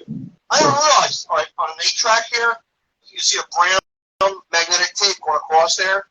Okay. There's 8 lines, and each one is the track. There's not like 8 different spools in here. They're all across that little tape right there. Wow. Right? And, The Germans, that was German technology right there. And, that's Bing Crosby used to get during the war. He used to get their equipment and be able to know what the actual taping was. That's an 8-track, and can I tell you, they would change in the middle of the song sometimes. I want you to go. And it was like you were shifting from forward to reverse while you were going 30 miles an hour. It was a definite jump. And I'm telling you that I would have dreams, or sometimes I would think about a song that I heard, because we only had 1 or 2 takes. I think I listened to Van Morrison Moon Dance or something 100 times, but I would think about that. you would hear it a little bit. My favorite one's called Head Cleaner. There's a what's Bing Crosby's real name? Bing Crosby is Harry. Harry something, right? Well, Wade's friend from the Uncle Floyd show, Scott Gordon. He's the big guy with no hair. It was Uncle Floyd's foil and best friend. Very funny guy, very Good good guy. Right. Very musical, very smart. He likes pictures, and he plays guitar. And he loves everything we love, old movies and comedy. And he's very funny. And he's Uncle Floyd's partner on his. They do a show every Tuesday, 8 o'clock. Check it out online. But this story goes back. There's a famous guitar player, recording engineer, guitar player both, Les Paul. So I don't know for sure, but I'm thinking they're in the same studio as Steve Breeze. I don't know. Well, I think he grew up in. But let's just let it play out and we'll see what happens. He was in Wawa, New Jersey. That's had a house there for years and years outside of New York. He was one of the greatest. He was considered the greatest guitar player. Had a string of hits back in the 50s, and Was Les Paul and Mary Ford? and Mary Ford. They were, and then that they were always mysterious about their thing. But yeah, I know it was that. But he would play almost a psychedelic sort of.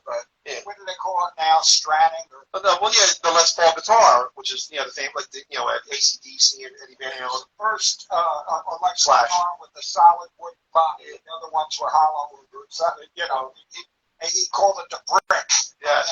And it was just like and he's the innovator, hence the name Les Paul guitar. He's a very funny man. Started out as a Stilt walker. rodeo clown, okay, and then he became, sort of a singing comedian. But Now you're talking turkey. he knew how to make the hits too. He's a very interesting guy, but Scott Gordon, who's probably in his 70s now, when he was a little kid, he lived right down next door or down the street from Les Paul. And he talked about being a kid hanging at his house.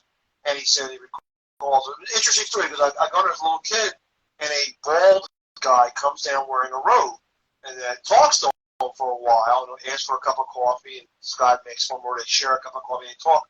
And he leaves, and Les Paul comes in and he goes, "Hey, Scott, I saw you met my friend Harry." Here it was Bing Crosby. He was staying with them while they were recording. It was very interesting. And I went to a guitar show, and they had a display of Les Pauls prototypes of guitars he made.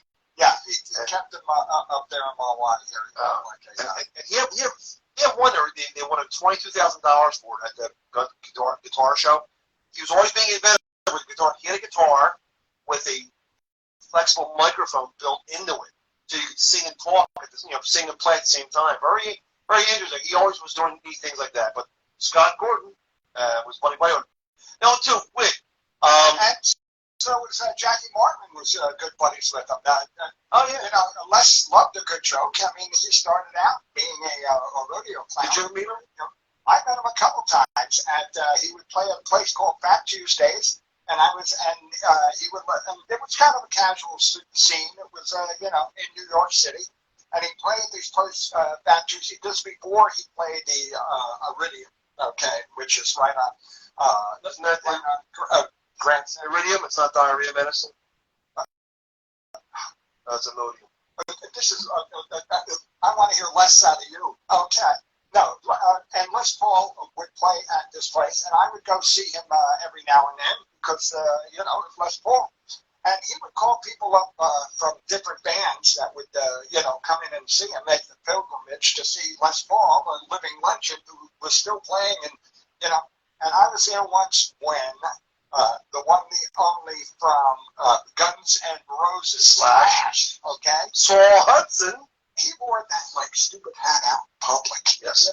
I mean, you could see it from the stage, but he had that hat on there. He stole that hat from some fashion store in L.A. He just put a belt buckle on it.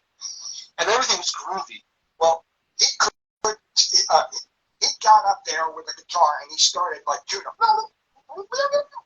And Les Paul is sitting there, and he goes, give me that. And he takes the from Slash. From Slash, and Slash looks like you can just see him melt in the seat, and Les Paul gives it back. It's almost in a joking sort of way, but Les had a sense of Slash plays. And two opposite-looking people. Oh man, want to see. I mean, Slash plays a golden Les Paul guitar. It's kind of how you recognize the one Jimmy Page plays, from one body with one little ear in the bottom. Really cool. Now wait, you mentioned this store. He's looking for $1 million guitar. That there's a guitar out there worth $1 million. Like Slash has, that's why he and Les Paul got along pretty well. Now wait, you mentioned seeing these stars up in New York. Did you ever go see Woody Allen play? No, I did not. He plays every Monday at the Michael's Pub. Under Carlisle. He played the jazz and the thing. And he's 87 years old. I didn't want to see that kind of music at one time because I had seen it on television, like him playing the stuff, and the stuff was a little bit, Dixieland jazz, 20 Dixieland jazz, and to go there to Michael's Pub was a lot of money.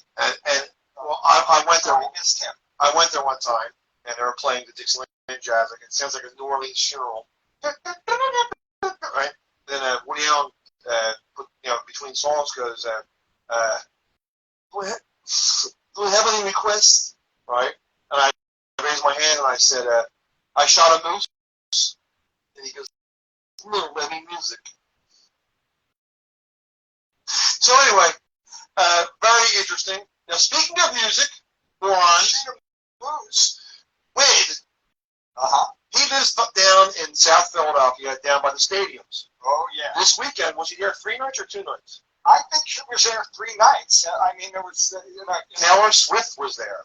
Taylor Swift. And you could torture me, John. Still, you could torture me. You could do anything. You could put, bamboo shoots under my fingers, right?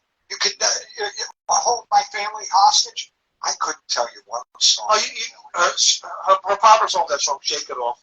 Shake it off, shake it off, shake it off. And she also sings, I am the god of hellfire, and I bring you fire. And she sings, welcome back, your dreams or your ticket out. But she's from Allentown, Pennsylvania. she's from the outskirts of Allentown, and I know more about it. It's like a sports figures. Sports figures, I know more about their personal life, where they were born, how many times they beat their wives, and things like that. And her, I know that she's changed since she was a little girl.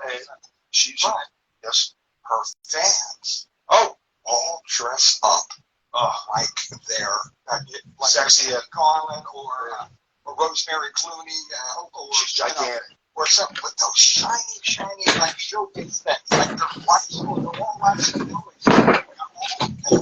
Right. They Here we are. themselves in a much more tasteful way, and but the best part is it was the Mother's Day weekend, and the mothers would come out, and I don't feel as as sleazy. Eyeing up the mom, you know what I mean. But the girls, they were cute. There was, and there were so many of them. I couldn't believe it. I saw them first when I got off the train. I had no idea. I said, "Oh, look at there's somebody in a shiny dress that looks like they're about to break into the show too." And then I saw another, and then groups of 20 of them, all like that, and all. Behind the ears, their elbows are all washed and everything like that. They're in South Philly with the old Guidos. They're giving money to homeless people. They're saying, "Hi." Well, tell us, she's gigantic. She's known for writing songs about breaking up with people. I didn't know that, but for a song like I don't. You would know that song "Shake It Off." I can't sing it because my testicles descend yet. But she's very popular, but she sold out the stadium. Like there had to be 40,000 people there. It was something else. I mean, the Philly captain, gosh bless him. Okay, he's the guy who goes around and he does a lot of sports, but he does a lot of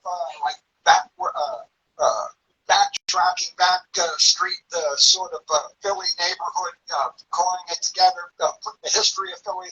But he was outside the front of the stadium, and thousands of women were singing the same song, singing along. Like you could hear.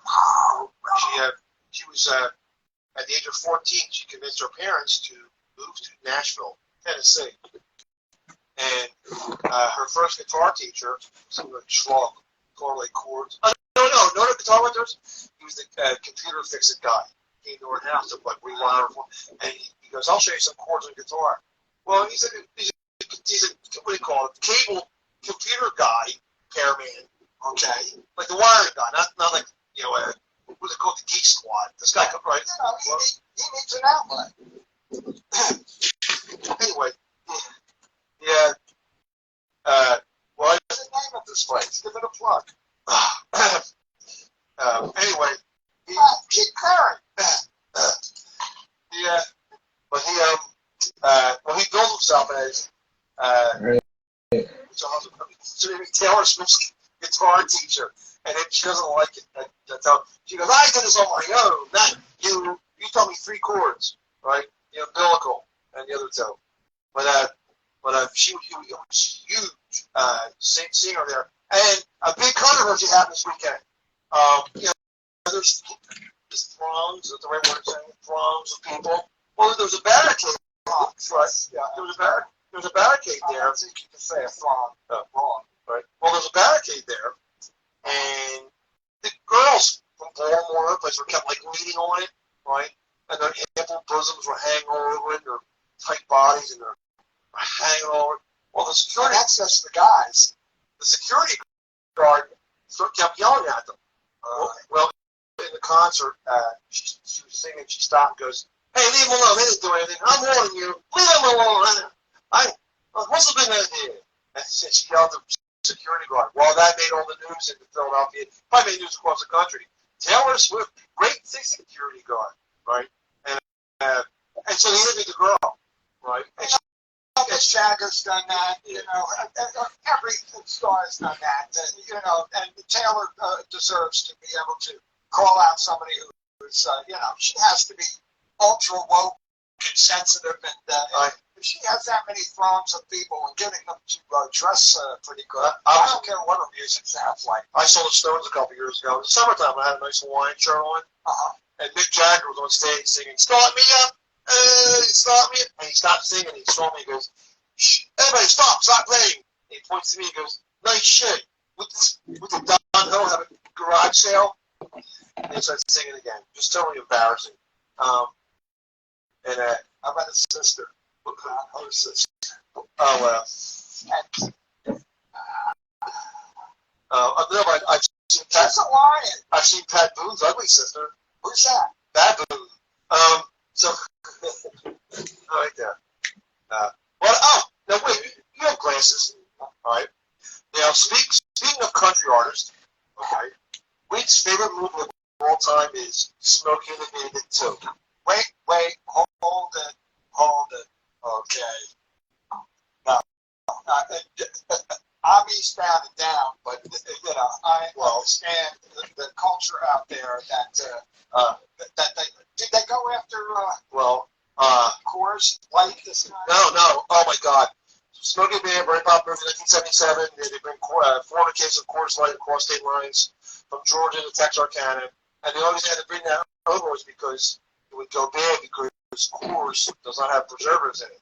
And Coors was not sold east of the Mississippi. Sorry. And some people said there was like taxes on it. You're supposed to tip tax on it. Oh yeah. The main reason it wasn't sold because of it was pasteurized. It would go bad before it got to the state. When I was of an informative age and young, there was a lot of backstory about the Colorado Bill, and I actually went through where they grew it. I think it's out there, and the tanks, the giant tanks that they used to brew it out in the open just for miles. It was the scariest, most industrious thing that I ever saw.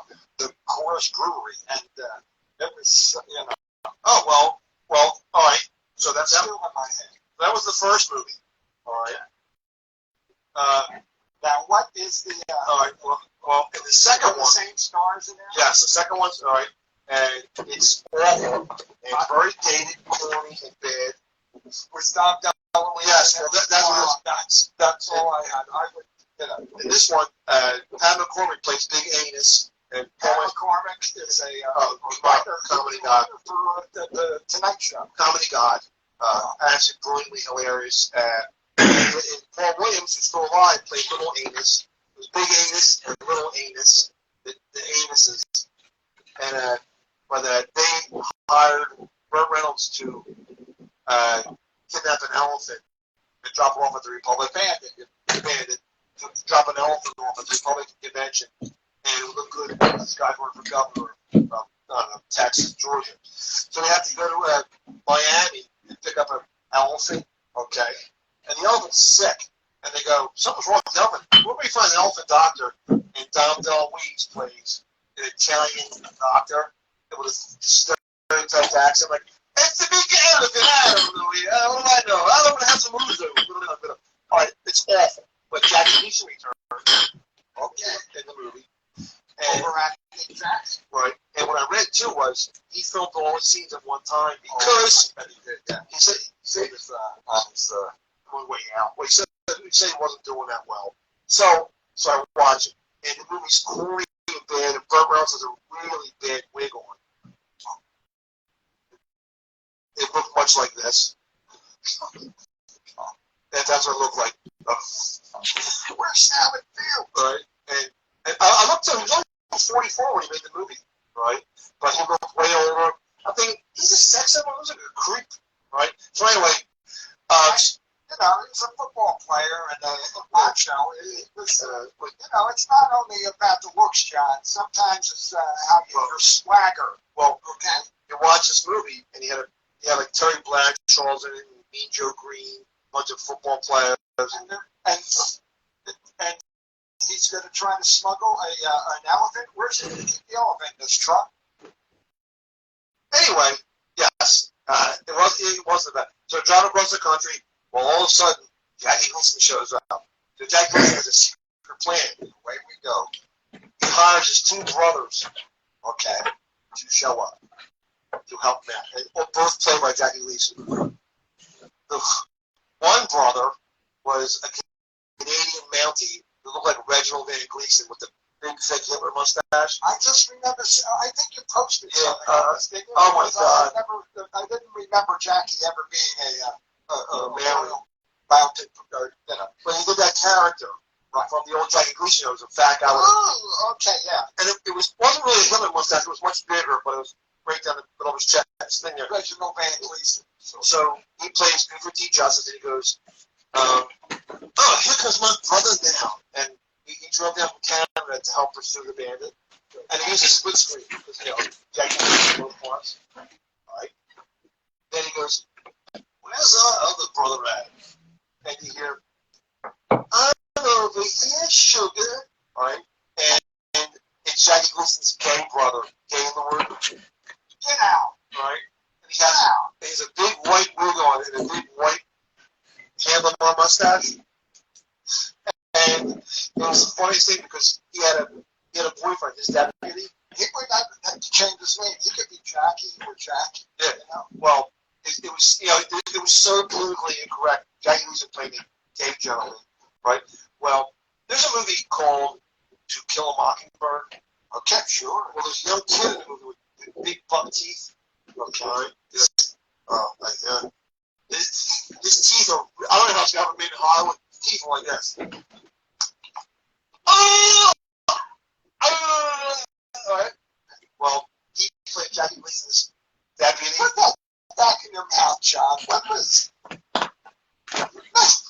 He had an index card in his mouth? Well, oh, those are teeth. Well, he had God. For 99 cents and $1.01. Oh, that must be buck teeth. Well, this guy, look,